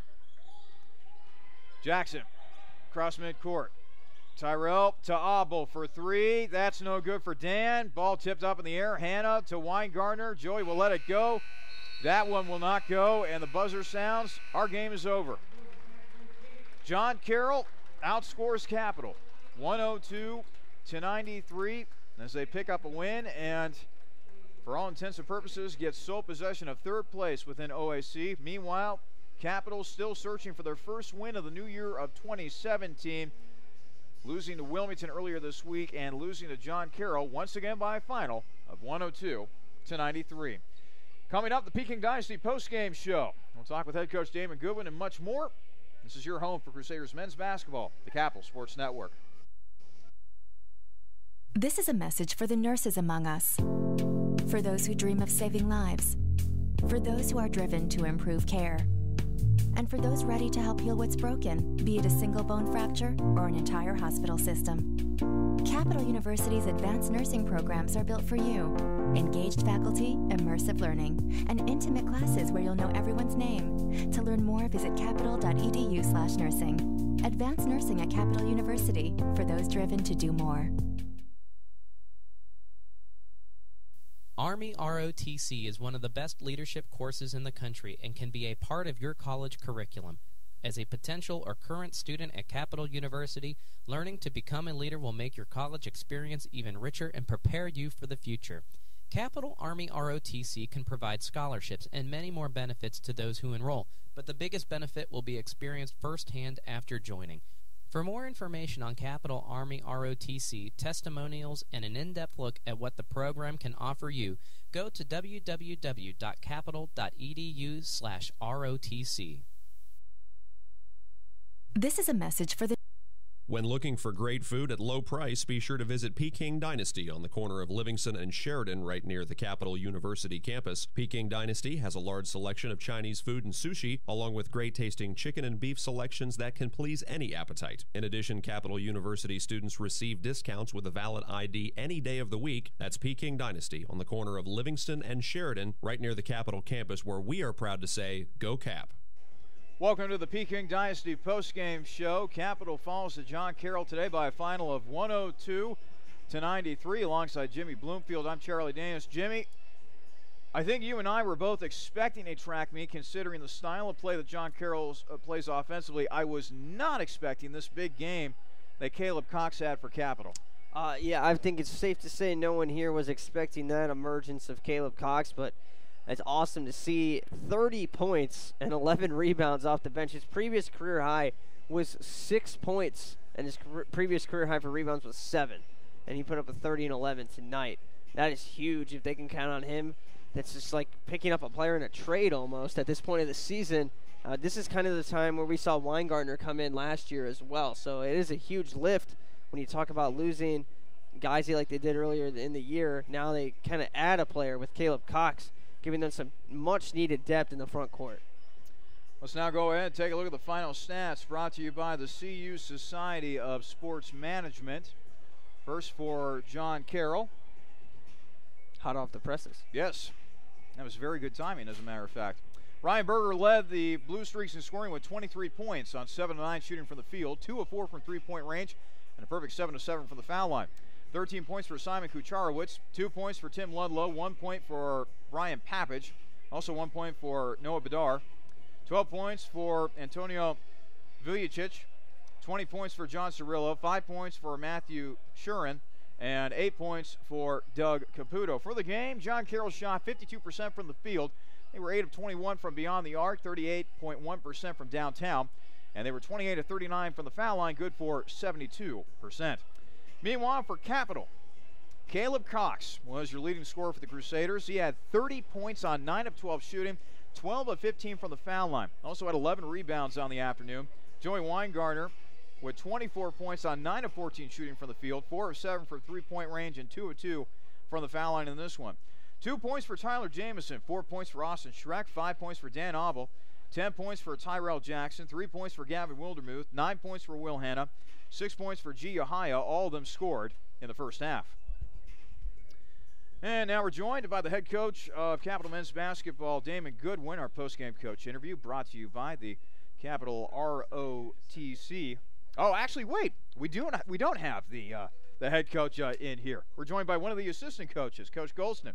Well, Coach, hey, thanks so much for joining us up here in the broadcast booth today. I know it's not the result that you wanted here this afternoon, but considering that your starting lineup wasn't able to get it done today, hats off to your bench, including Caleb Cox, who came up with a big win. Yes, Caleb's one of our veteran players. He played last year, so this is the kind of game that, unfortunately, is very tough on younger guys, and it's a game that you need some experience to play in, and Caleb had that experience from last year. John Carroll obviously likes to push the tempo. I mean, we saw this all afternoon. What was weird to me was the rolling timeouts that they kept using for the substitutes. Can you elaborate on that rule a little bit? Well, in theory, you're supposed to allow a team 15 seconds. They say 15 seconds, but it's actually enough time to get yourself matched up when they sub that many players in. They would like for you to just go right into playing without getting matched up, so that you typically don't know who you're guarding and the whole thing. So it's kind of a strategy they use, but it's kind of hard to keep track of who's in the game if 5 guys come in and 5 guys go out and 5 guys come in. So their strategy is to kind of confuse you a little bit and make the game kind of hectic. We're talking with Capital assistant coach Anthony Golson as part of our coach's interview here on the post-game show. What was the most frustrating thing about this game? Well, the physicality. Our guys just didn't match their physicality. I'm not sure whether it's youth, inexperience, or toughness, but it's probably a combination of all 3 of those things. So our guys we need to come back and get back to work next week, next Monday, and come with a little sense of urgency and some toughness. And I think hopefully this taught them a lesson of physicality that this league is about. I mean, John Carroll is at the top half of the league. So these are the kind of guys and the teams that you have to kind of be physical and have yourself ready to play. Before I let you go, I mean, this is a key stretch for you guys. You had John Carroll today. You get Heidelberg on the road, but then right back at into the meat grinder with Marietta and Mount Union. So what's the preparation going to be like for next week? Put our nose down to the grindstone and just work. There are no other substitutions for hard work. And one of the things I know about this basketball program is we work harder than just about everybody else in the conference. So we'll get in here, and Heidelberg is the same kind of team. They're very similar to John Carroll, so we have to have ourselves ready and dot our I's and cross our T's and just be physical. All right, Coach. Well, thanks so much for joining us. All right, thank you very much for having me. Assistant Coach Anthony Golson joined us here on the post-game show as Capital falls to John Carroll 102-93. Capital still looking for their first win of the year 2017 as they will drop to 500 within the conference, 3-3 in the OAC. And by the way, a nice visit by Anthony Golson, who I believe used to be the head coach at Heidelberg not too long ago. So good to see him up here. You know, Jimmy, I tend to agree with Coach Golson in that John Carroll is in the upper echelon, and this is a young Capital team that is still learning how to deal with the physicality of the OAC. Yeah, that's a fair statement to make. Obviously, we saw bodies flying all over the floor here today, loose balls, and I think the hustle standpoint, they matched them, but like Coach said, from a physicality standpoint, I think John Carroll was a little bit ahead of us tonight, or this afternoon. Capital, meanwhile, shooting 58% from the field, only 37% from three-point range, 7-19 from beyond the arc, and 20 of 32 from the free throw line, good for 63%. Capital ends up being out-rebounded by John Carroll, 36-32, 14 offensive rebounds as opposed to only 7 for Capital on the day, 17 assists for both teams, 18 turnovers for Capital as opposed to 14 for John Carroll, 9 steals for the Blue Streaks, 5 for the Crusaders, and a block each for each of these squads. So with the win here today, Capital will drop to 3-3 within OAC play. Meanwhile, John Carroll will improve to 4-2 within OAC play. Let's now go ahead and name today's player of the game, brought to you by Donato's Pizza. Well, Jimmy, usually we give this honor to a player of the winning squad. In this case, it would have been John Carroll, and let's face it, Ryan Berger had a heck of a game for the Blue Streaks, but you have to marvel at the game that Caleb Cox had. Yeah, I mean, it's tough. I'm going to go with David Lenane just because he hit those 2 3-pointers that really put this game away. It was a 3-point game when he made that shot fading away here on the left wing that they later got a turnover and then made another 3, and that pretty much put this thing away. So from that point of view and just the timeliness of his points, I would give it to Lenane, but we saw a lot of individual performances today that were out of this world. Lenane with the 17, Berger, you mentioned 23 points, even Cirillo, 20 and 8. He had a really fine performance, 14 in the first half. Weingartner was hitting everything, it seemed. 24 points for him, 5 rebounds. And then Cox going off for 30 and 11. Just a lot of points to go around when you score a combined, 115 points between these two teams here today. 215 points between these two teams today.